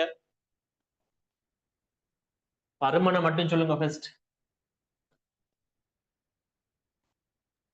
ரொட்டுக்குள்ள 5 gm over 2r. ஓகே, பாப்போம். மற்றாக்கள் ஒருத்தரை விட சொல்லப்பட்டிருக்கு. எல்லாரும் செய்யணும். அதான் சார். அப்போ இது F1, இது F2 போடப்பட்டிருக்கு. அப்ப எங்களுக்கு 90 பாகையில அந்த ரெண்டு விசைகளும் தாக்குகிறது 1 கிலோகிராம் திணிவின் மீது. F1 F2 ரேஷியோ என்னவா இருக்கும்னு நினைக்கிறீங்க? திணிவு மாறிலி தானே, அதை விடுவோம். R வர்க்கம் F1 F2 ஒன்றின் கீழ் 2R வர்க்கம். அப்ப நீங்க சொன்னீங்க F1 பெருசு. அப்ப F1 F2 ரேஷியோ என்னவா இருக்கும்? 1:4. 1:4 4:1? 4:1. 4:1. அப்ப நான் இதை 4 F1 எடுத்தார், இதை F1 எடுக்க போறேன். ஒவ்வொருத்தரும் ஒவ்வொரு விட எடுத்திருப்பீங்க, நான் செய்யறேன். விட எடுக்காதவங்க மிச்சம் விளக்கமா அப்படி எழுதி வைக்கலாம், அது பிரச்சனை கிடையாது. அப்ப 4 F1 மத்ததை F1 போதும்.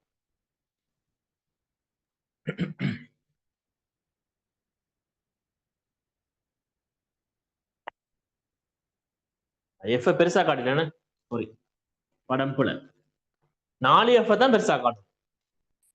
4 மடங்கு பெருசா இருக்கும் இந்த 4 F.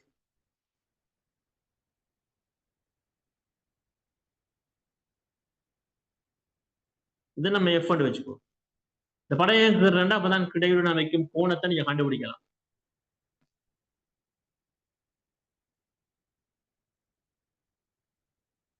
அப்ப இந்த சிம்பிள் M கீழே உள்ள விசை F, இது 4 F, விளையில் விசை R. R வர்க்கம்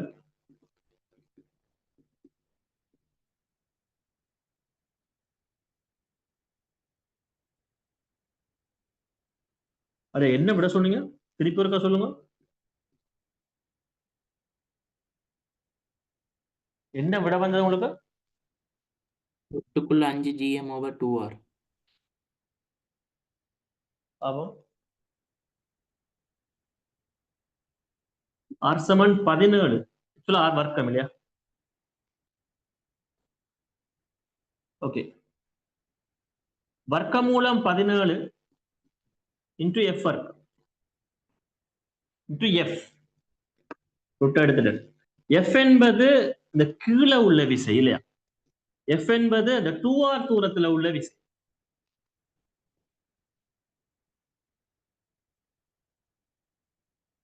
ஜி போடுங்க. ஒரு எம் வந்துட்டு சிம்பிள் எம், மற்றது 1 கிலோகிராம். தூரம் வந்து 2r போட்டுக்கொள்ளுங்க.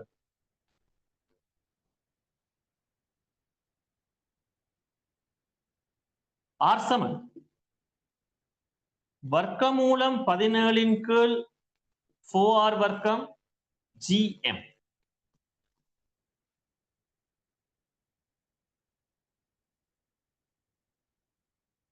வர்க்கமூலம் 17 கீழ் 2r வர்க்கம் 4r வர்க்கம். கோணத்தையும் கண்டுபிடிங்க. இதை சீட்டான்னு போடும். இந்த படத்துல தீட்டா குறிங்க, tan தீட்டா குறிச்சு இன்வெர்ஸ்ல விடும்.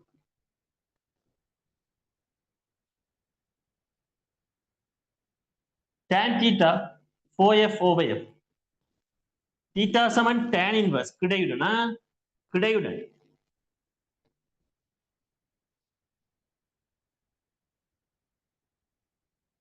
கிடையுடன் இந்த கோணத்தை அமைத்தவாறு விளைவில் விசையை தொழிற்படும். இந்த படத்துல விளைவில் விசையை கேபிட்டல் ஆர் காட்டு.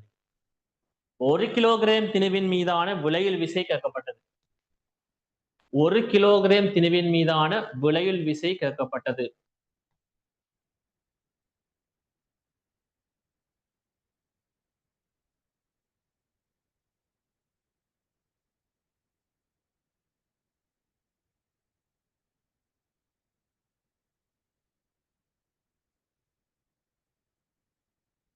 எழுதிடுங்க.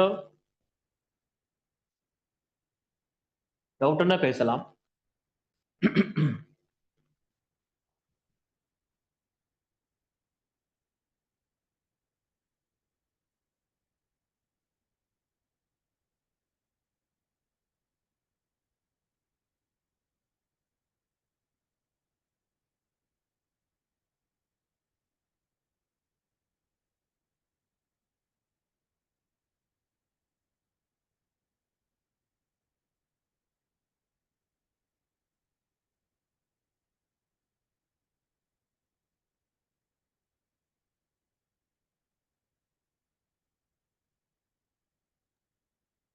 இங்க ஏதோ வர்க்கம் மூலம் 5 ஏதோ சொன்னீங்களா? என்ன சுருக்கல்ல டவுட்? என்ன சுருக்கல்ல விளங்கல?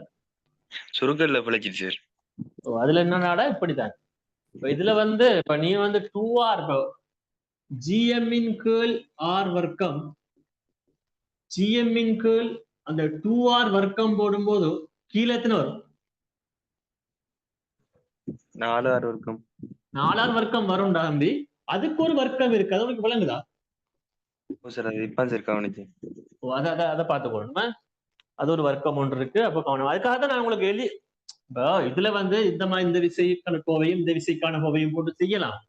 அதுவும் இப்படியான மிஸ்டேக்களை கொண்டு வந்துடும்படியாலதான் நான் இந்த F4F மெத்தட்ல செய்யறேன்.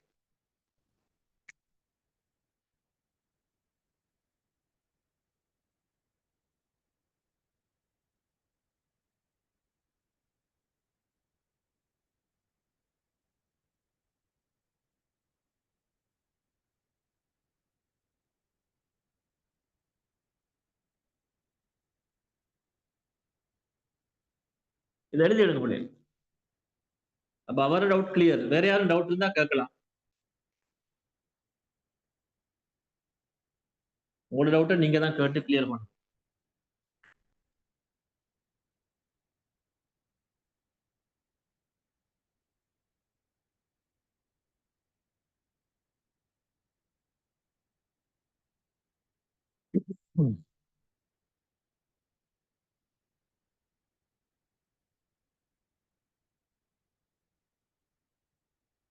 கிடையுடன் அமைக்கிற கோணத்தையும் எழுதுங்க.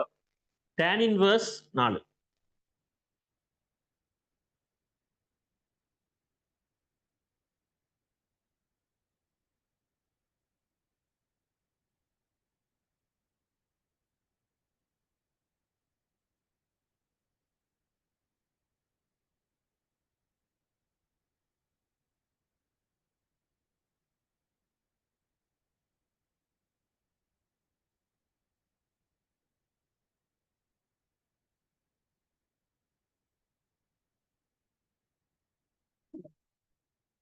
திருப்பி இருக்கா சொல்றேன். சம்டைம்ஸ் சிலாக்களுக்கு விளங்காம இருந்திருக்கலாம். திருப்பி இருக்கா சொல்லிடும். இப்ப ஏன் இந்த மெத்தட்ல செய்வானு சொல்றேன்னா, இப்ப F1க்கான கோவையை போடுங்க, F2க்கான கோவையை போட்டு அதுக்கு வர்க்கம் போடுறதுக்கு நிறைய சிக்கல்கள் இருக்கு. இப்ப G வர்க்கம், M வர்க்கம், R இன் 4ஆம் அடுக்கு, G வர்க்கம், M வர்க்கம், 2 வர்க்கத்துல வர்க்கம் 16, 6 வர்க்கத்துல வர்க்கம் 6 4ஆம் அடுக்கு, அப்படி நிறைய சிக்கல் இருக்கிறபடியால் நான் ஃபர்ஸ்ட்டுக்கு F1க்கு F2க்கு முடியாது ஒரு ரேஷியோ எடுத்துறேன். நான் சும்மா கேட்டேன் உங்கள்ட்ட F2 பெருசா F1 பெருசா உங்கள்ட்ட ஃபர்ஸ்ட் கேட்டேன். நீங்க சொன்னீங்க F1 பெருசு, காரணம் தூரம் சிறியது. அந்த ஐடியாவிலே F1 F2 F1 தானே பெருசுன்னு சொன்னீங்க. அப்ப 4 வரும். 1 இல்ல 4 அப்ப இதை போல 4 மடங்கு பெருசு. அந்த படத்தையும் அப்படித்தான் கீறீங்க. இதை F1 சொன்னா இது 4F சைஸ்ல கீறப்பட்டிருக்கு. அதன் அடிப்படையில செய்துட்டு இந்த F-க்கான ஒரு கோவை என்பது F2க்கான கோவை. 1 கிலோவுக்கும் M-க்கும் இடையிலான இந்த 2R தூரம் சம்பந்தமான கோவையை இங்க எழுதிட்டு இறுதி விடை எடுக்கிறேன். இது விளைவில் விசையின் பருமன். விசை ஒரு காவிக்கணியம் கண்டிப்பாக கிடையுடன் என்ன கோணத்தை அமைக்கிறது சொல்லணும். tan θ எதிர்பக்கம் 4F அயற்பக்கம் F. ஆகவே tan இன்வர்ஸ் 4 என்ற கோணத்துடன் கிடையுடன் இவ்வாறு அமையும். 6வது கேள்வி, ஒரு சமபக்க முக்கோணில 3 M திணிவுகளை வைங்க. ஒரு சமபக்க முக்கோணில 3 M திணிவுகளை வைங்க.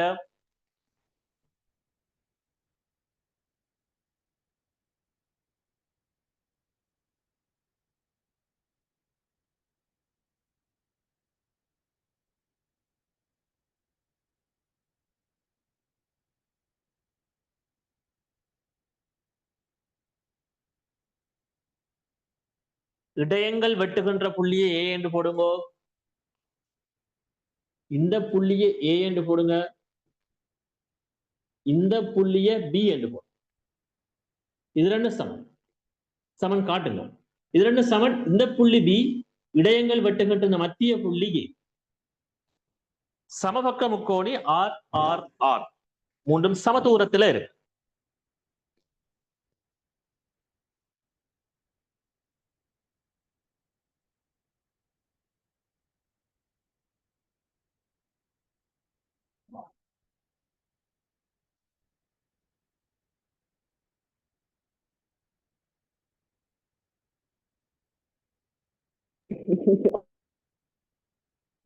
பண்ணு.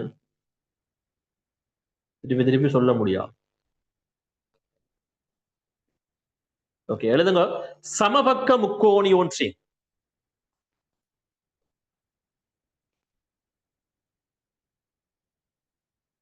சமபக்க முக்கோணி ஒன்றின்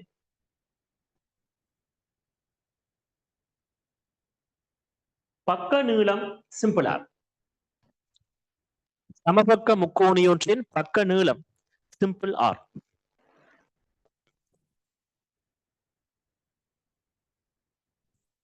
மத்திய புள்ளி கேபிட்டல் A எனவும் மத்திய புள்ளி கேபிட்டல் A எனவும்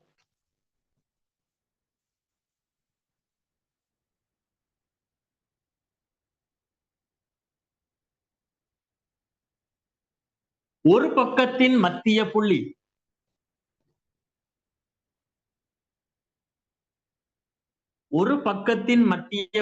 B கேபிட்டல் B எனவும் கொள்க.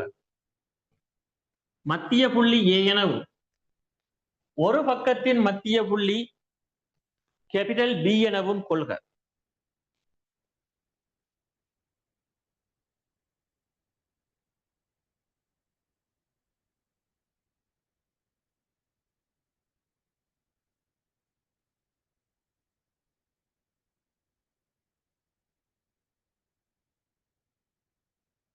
M/2 திணிவானது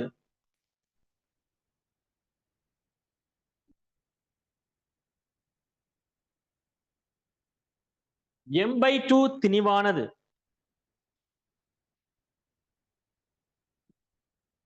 கமா போட்டு அடுத்த வரையில ஒரு விளக்கம் உண்டு.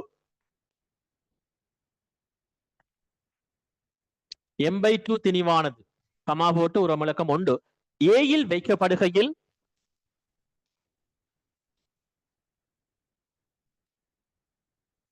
வைக்கப்படுகையில் அது உணரும் விளையுள் விசை யாதும்.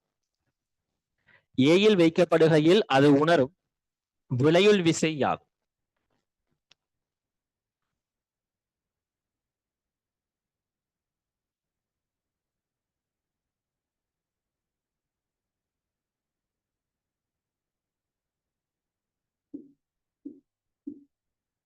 ஒரு விளக்கம் 2.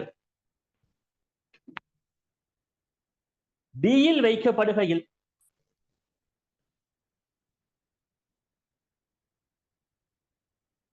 வைக்கப்படுகையில் அது உணரும் விளையுள் விசை யார்? Bயில் வைக்கப்படுகையில் அது உணரும் விளையுள் விசை யார்?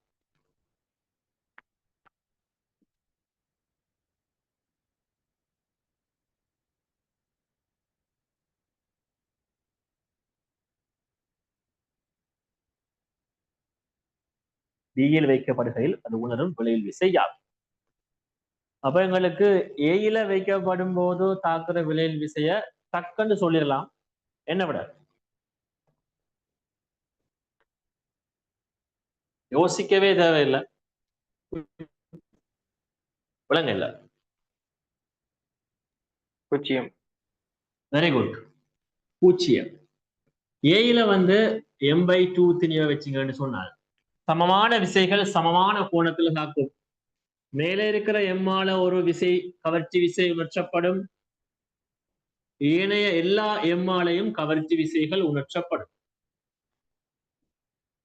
ஆகவே சம விசைகள் சம கோணத்தில் தாக்குவதால் m/2வில் விளையுள் விசை 0.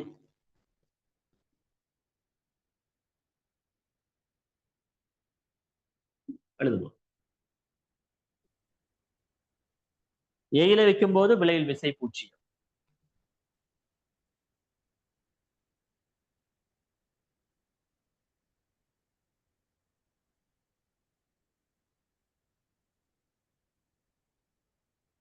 சரி, பியில வைக்கும் போது விளையுள் விசையை கண்டுபிடிங்க.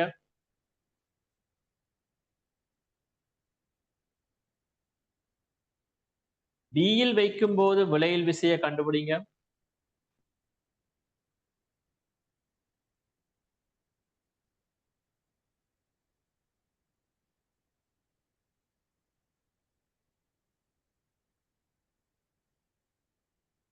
பியில வைக்கிற பொழுது இதால வார விசையும் இந்த எம்மால வார விசையும் சமனா சமன் இல்லையா? சமன். சமன். அப்ப ரெண்டு கேன்சல் ஆயிடும். ஏன் சமன்? ஏன் சமன்? சமன், திணிவு சமன். Very good. r/2 தூரங்கள் சமன், என்ற திணிவுகள் ரெண்டு சமன். ஆகவே 2 f கேன்சல் பண்ணும். மேல இருக்கிற திணிவு உருவாக்குற விசைய கொஞ்சம் சின்னதாக f நோட். ஏன் இந்த 2 f விடையும் f நோட சின்னதாக தூரம் கூட. தூரம் கூட. இந்த தூரத்தை காணலாமா? காணலாம். வைதிகர் சேர்றது.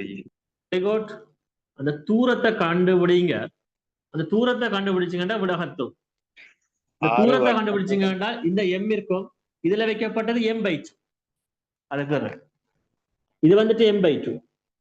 m/2ல தாக்குற ஒரே ஒரு விசை f நோட். f நோட் என்பது m/2விற்கும் m-ற்கும் இடையிலான ஒரு ஈர்ப்பு கவர்ச்சி விசை. அதுக்கிடையிலான இந்த தூரம் x பைத்தகரஸ் என்று கண்டு இறுதி விடை f நோட நீங்க சொன்ன m வர்க்கம் g/r வர்க்கம் மூலம் 3. m வர்க்கம் g ஒழுங்கமைச்சு சொல்லுங்க. gm வர்க்கம் கீழே r வர்க்கம். r வர்க்கம் மூலம் 3.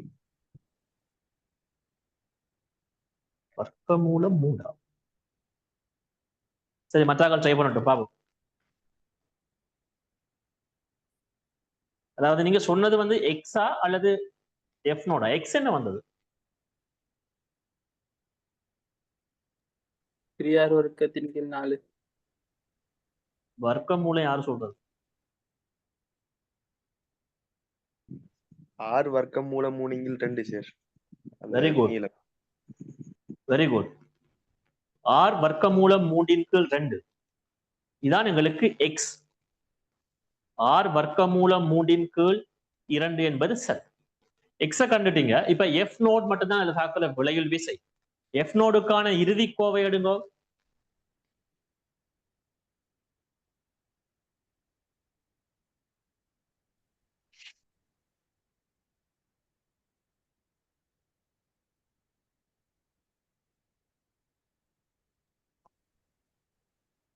2gm வர்க்கத்தின் கீழ் 3r வர்க்கம்.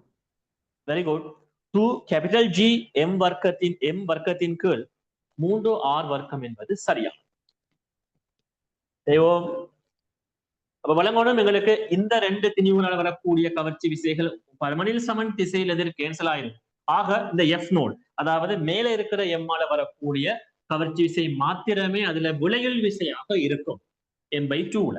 அப்ப எங்களுக்கு தூரம் தெரிய வேணும். இந்த தூரம் தெரிய வேணும். அது நீங்க சொன்ன மாதிரி பைத்தகரஸ்ல இருந்து காணும். எக்ஸ் வர்க்கம் சக r/2ட வர்க்கம் சமன் r வர்க்கம். அதுல இருந்து எக்ஸ் என்ன வந்ததுன்னு சொன்னீங்க? வர்க்க மூலம் 3r இன் கீழ் 2 அப்படியா? சரியாடா? என்னடா தூங்கிட்டீங்களா? ஓ சார், சரி சார். ஓகே. ஜி எம் மற்றைய திணிவு m/2. மேலே இருக்கிறது m, இங்க இருக்கிறது m/2. எவ்வளவு தூரத்துல இருக்கு? வர்க்க மூலம் 3r இன் கீழ் 2. ஆகவே f சமன் g m into m m வர்க்கம். இதுக்கு வர்க்கம் உண்டு இல்லையா? இது எக்ஸ் பெருமதியா எக்ஸ் வர்க்கத்துல பெருமதியா? எக்ஸ்ட்ரா பெருமதி சார். எக்ஸ்ட்ரா பெருமதியா? அப்ப இதுக்கு நம்ம ஒரு வர்க்கத்தை போடத்தானே வேணும். அப்ப நம்ம பைத்தகரஸ் சட்டத்துல வந்து வர்க்கம் மூலம் எடுக்க தெரியல, அந்த வழியை அப்படியே போடலாமா சார்? எக்ஸ் வர்க்கத்துல விடையே போட்டிருக்கலாம். போடா எக்ஸ் வர்க்கத்துல விட என்ன? சரி பரவாயில்ல, போட்டாச்சு போட்டாச்சு போட்டாச்சு. திருப்பி வட்டிட்டு இருக்கல. ஜிஎம் ஸ்கேர் 3r வர்க்கம் கீழ் 4. சரிடா, போட்டுட்டா, பிரச்சனை இல்லை, விடு. சரி, 3r வர்க்கத்தின் கீழ் 4 அவன் ஆசையை இருப்பான். 3r வர்க்கத்தின் கீழ் 4. சரி சொல்லுங்க. ஜி எம் வர்க்கம் கீழே 2 மேல 4, மேல 2 கீழே 3. சரியான பார்? சரி சார். ஓகே. 2gm வர்க்கத்தின் கீழ் 3r வர்க்கம். ஒருவேளை இது m இது 2m ஆயிருந்தால் என்ன நடக்கும்? இந்த f இந்த f சமனா? இல்ல. f1 f2 f1 f2 ட விளைவுல காணும். f1 f2 ல எது பெருசா இருக்கு? f2 தான். ஏன்? ரெண்டு பேரையும் தூரம் சமன், ஆனா திணிவு பெருசு தானே. திணிவு இது பெருசுன்றபடியால் f2 ல இருந்து f1 கழிச்சு அதுல வார விசையோட f நோடுக்கு விளைவில் காண வேணும் என்பது அடுத்த கேள்வி. 7வது கேள்வி. மேல்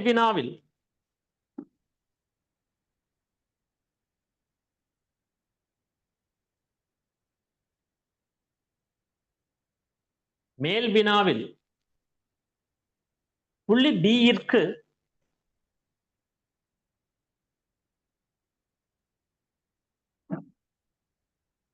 ஸ்கிரீன் ஃபுல்லாக என்ற சொல்லல. ஓகே. மேல் வினாவில் புள்ளி B ற்கு வலப்பக்கத்தில் உள்ள திணிவு 2m ஆக மாற்றப்படி வலப்பக்கத்தில் உள்ள திணிவு 2m ஆக மாற்றப்படி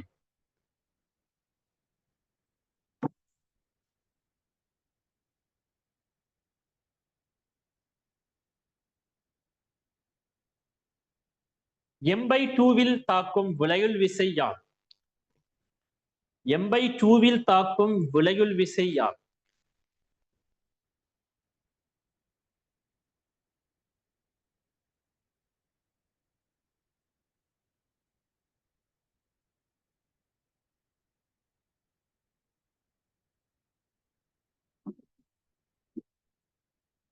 m/2வில் தாக்கும் விளையுள் விசை யார்?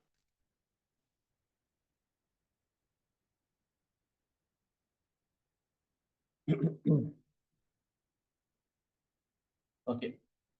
அப்போ B-ல வந்துட்டு m/2 இருக்கு. இது f3, இது f2, இது f1. ஓகே. f1 விட f2 பெருசு நீங்க சொன்னீங்க. இல்ல 2m திணிவு கூடண்டபடியான f1 விட f2 பெருசுன்னு சொன்னீங்க. சரி, F1 F3ல எது பெருசு? F1 F3ல எது பெருசு? சொல்லுங்கடா. F1 F1 பெருசு. F3 வந்துட்டு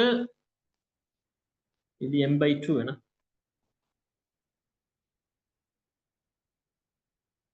சரி, தனித்தனியா போக கொடுங்க பாப்போம். F1 என்ன, F2 என்ன, F3 என்ன?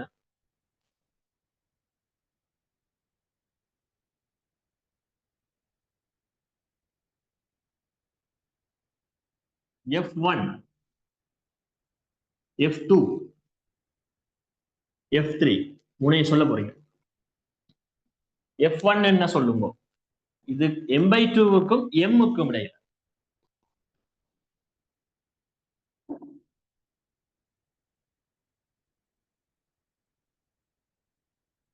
F1 கண்டுபிடி.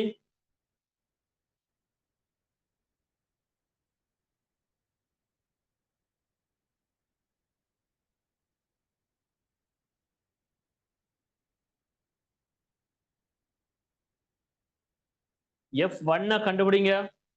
GM சார்புல சொல்லுங்க. GMR சார்புல.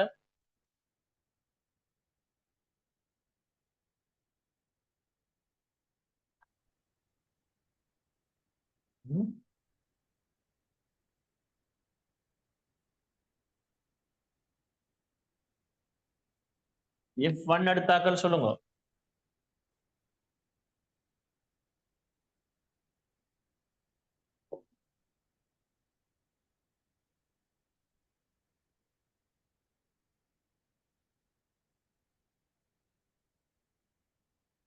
அடே F1 வழங்கல நான் சொல்றது.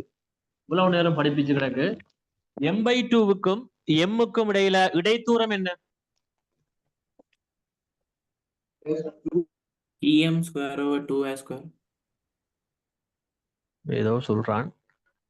நான் கேட்கறது பதில் சொல். m/2க்கும் இங்க இருந்த m-க்கும் இடைப்பட்ட தூரம் என்ன? R/2.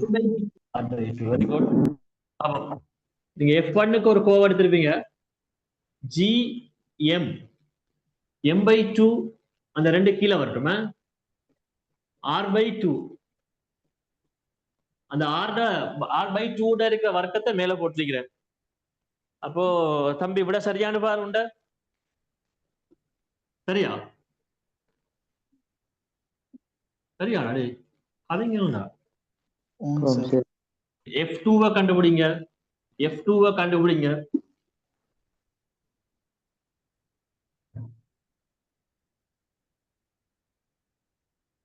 GM square டிங்கிற R square அது. இல்லடா வர்க்கிச்சியா? விளங்கல, சொல்ல திருப்பி சொல்லுங்க.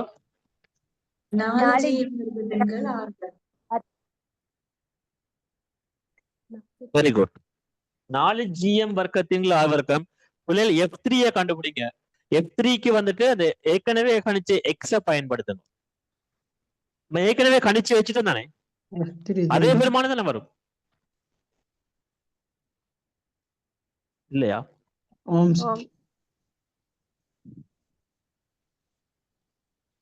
இது சொல்றாங்க 4GM வர்க்கத்தின் கீழ் R வர்க்கம். F2 4GM வர்க்கத்தின் கீழ் R வர்க்கம். இத சொல்லுங்க. F3 என்ன?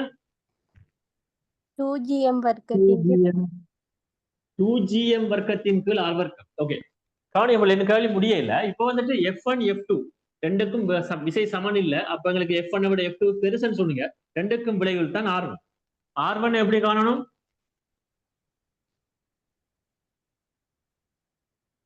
R1 எப்படி காணணும்? R1 கண்டு அதை F3யோட விளைவில் பார்க்க போறோம். ஃபர்ஸ்ட் R1 கண்டுபிடிங்க. அதுக்குரிய படத்தை போடுங்க.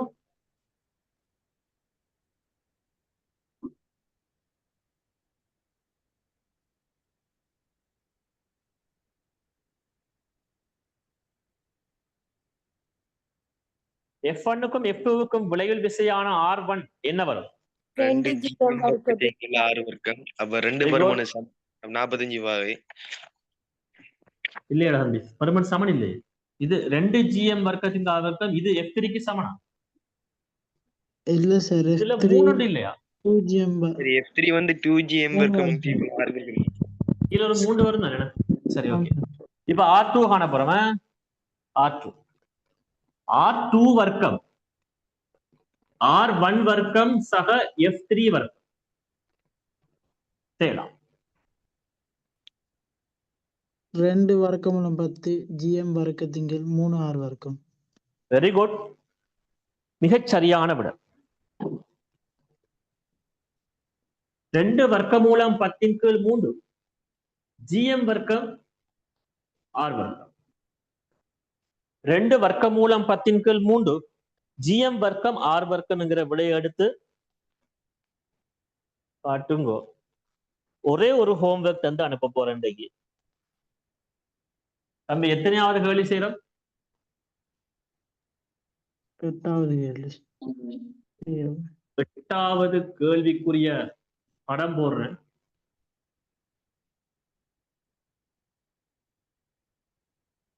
ஒரு அரை வட்டம்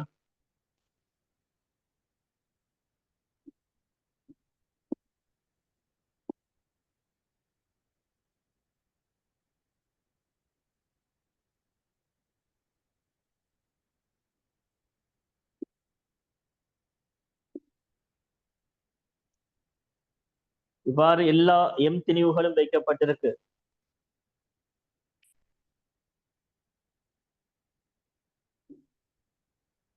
ஏயில வைக்கப்பட்டது மட்டும் m/4, மற்றதெல்லாம் m. r ஏயில வைக்கப்பட்டது மட்டும் m/4.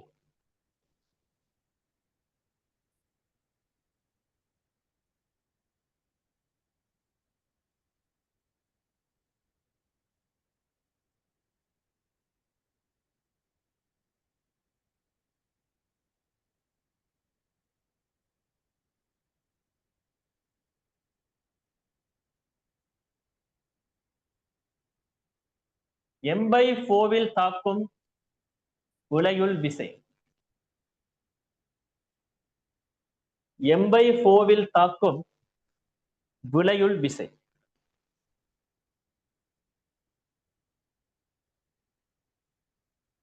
நாற்பத்தஞ்சு பாகை, 5 திணிவுகளும் m, நடுவுல இருக்கிறது m/4. m/4 தாக்கும் விளையுள் விசைதான் உங்களுக்கான கேள்வி. அதை எனக்கு நீங்க செய்து அனுப்பணும். இதான் எங்களோட ஃபர்ஸ்ட் கிராவிடேஷனல் ஃபீல்டு கிளாஸ். முதலாவது ஈர்ப்புப்புல கிளாஸ்ல வந்துட்டு உள்ளடக்கத்துல விசை மற்றும் விசைப்புலம், ஈர்ப்பு விசைப்புலம், அப்புறம் நியூட்டனின் ஈர்ப்பு விதியில சமன்பாடு படிச்சு அதுல உள்ள கேள்விகள் செய்தது. இதோட நியூட்டனின் ஈர்ப்பு விதி முடியுது. நாளைய கிளாஸ்ல நாங்க ஈர்ப்புப்புல செறிவு படிப்போம். ஈர்ப்புப்புல செறிவு நாங்க நாளைக்கு படிப்போம். பிள்ளைகள் இது ஆக்சுவலா வந்து இதுல நிறைய பேர், இதுல ஒரு சிலர் மட்டும்தான் எங்கள்கிட்ட படிக்கிறவங்க. நிறைய பேர் புதிய ஸ்டூடெண்ட்ஸ் தான். ஸோ எனக்கு நீங்க புது ஆட்கள், உங்களுக்கு நானும் ஒரு புது ஆளா இருப்பேன். ஸோ இந்த ஃபாஸ்ட் அல்லது இந்த டீச்சிங் உங்களுக்கு எப்படி இருந்ததுங்கிறத நீங்க எனக்கு உங்களோட ஃபீட்பேக்கை கண்டிப்பா அனுப்புங்க. அதை பார்த்து நான் இம்ப்ரூவ் பண்ணிக்கொள்ளும். ஸ்பீடா இப்போ சில பிள்ளைகளுக்கு நான் உங்களுக்கு ஸ்பீடா வழங்கியிருந்தா நீங்க சொல்லலாம், மேடம் நம்ம மிச்சம் ஸ்லோவா படிக்க வேண்டிய டைம் இல்லை, உங்களுக்கு ஃபைனல் எக்ஸாம் வந்துட்டுது, நிறைய சிலபஸ் முடிக்கணும், அதனாலதான் கொஞ்சம் வேகமா படிக்கணும். அதுக்காக வந்துட்டு வேகமா படிக்கிற பேர்ல இருக்கிற விஷயங்களை படிக்காம போகலாது. ஸோ ஒவ்வொரு தலைப்புலையும் ஒரு நல்ல ஒரு கேள்விகள், நல்ல சில கேள்விகள் செஞ்சாலே போதும், அதுல தியரியை நீங்க கிரேப் பண்ணிக்கொள்வீங்க. அடுத்த விஷயம் என்னன்னு சொன்னால், உங்களுக்கு இந்த கிராவிடேஷனல் ஃபீல்டுக்கு ஒரு டைம் டேபிள் ஒன்று தாரேன். டைம் டேபிள் படி இப்போ உங்களுக்கு வேற கிளாஸஸ் இருக்கும்னு நினைக்கிறேன். அதுக்கு நான் டைம் டேபிள் நானும் செட் பண்ணணும். ஆக்சுவலா மற்ற பெஞ்சுக்கெல்லாம் ஒரே டைம் டேபிள் ஒன்று இருக்கு. ஜி ஃபீல்டுக்கு நான் ஒரு டைம் ஒன்று போட்டு தாரேன். இரவு 10 மணிக்கு தான் உங்களுக்கு வரும். அப்படி நீங்க டைம் டேபிள் சிக்கலானாக்கள் சொல்லுங்க. டைம் டேபிள் போட்ட கூட நம்ம பத்தி பேசுவோம். ஓகே, வேற ஒன்றும் இல்லை. இன்னைக்கு எங்களோட ஃபர்ஸ்ட் ஜி ஃபீல்ட் கிளாஸ் வந்து உங்களோட நோட்ஸை கொஞ்சம் எனக்கு அனுப்பி வைங்க, நான் செக் பண்ண வேண்டியிருக்கு. இந்த கேள்வி செய்தவங்க வந்துட்டு இந்த கேள்வியை ட்ரை பண்ணிட்டு அதையும் இந்த ஏர்டெல் நம்பர் ஒன்று இருக்குன்னு நினைக்கிறேன், அதுக்கு வாட்ஸ்அப் பண்ணீங்கன்னா அதை நான் பார்ப்பேன். அவ்வளவுதான். இன்றைக்கு உங்களோட திருப்பி சொல்லிட்டு உங்களோட ஃபீட்பேக்கை கண்டிப்பா அனுப்பி வைங்க. சரிதானே? கிளாஸ் முடியுது, போகலாம்.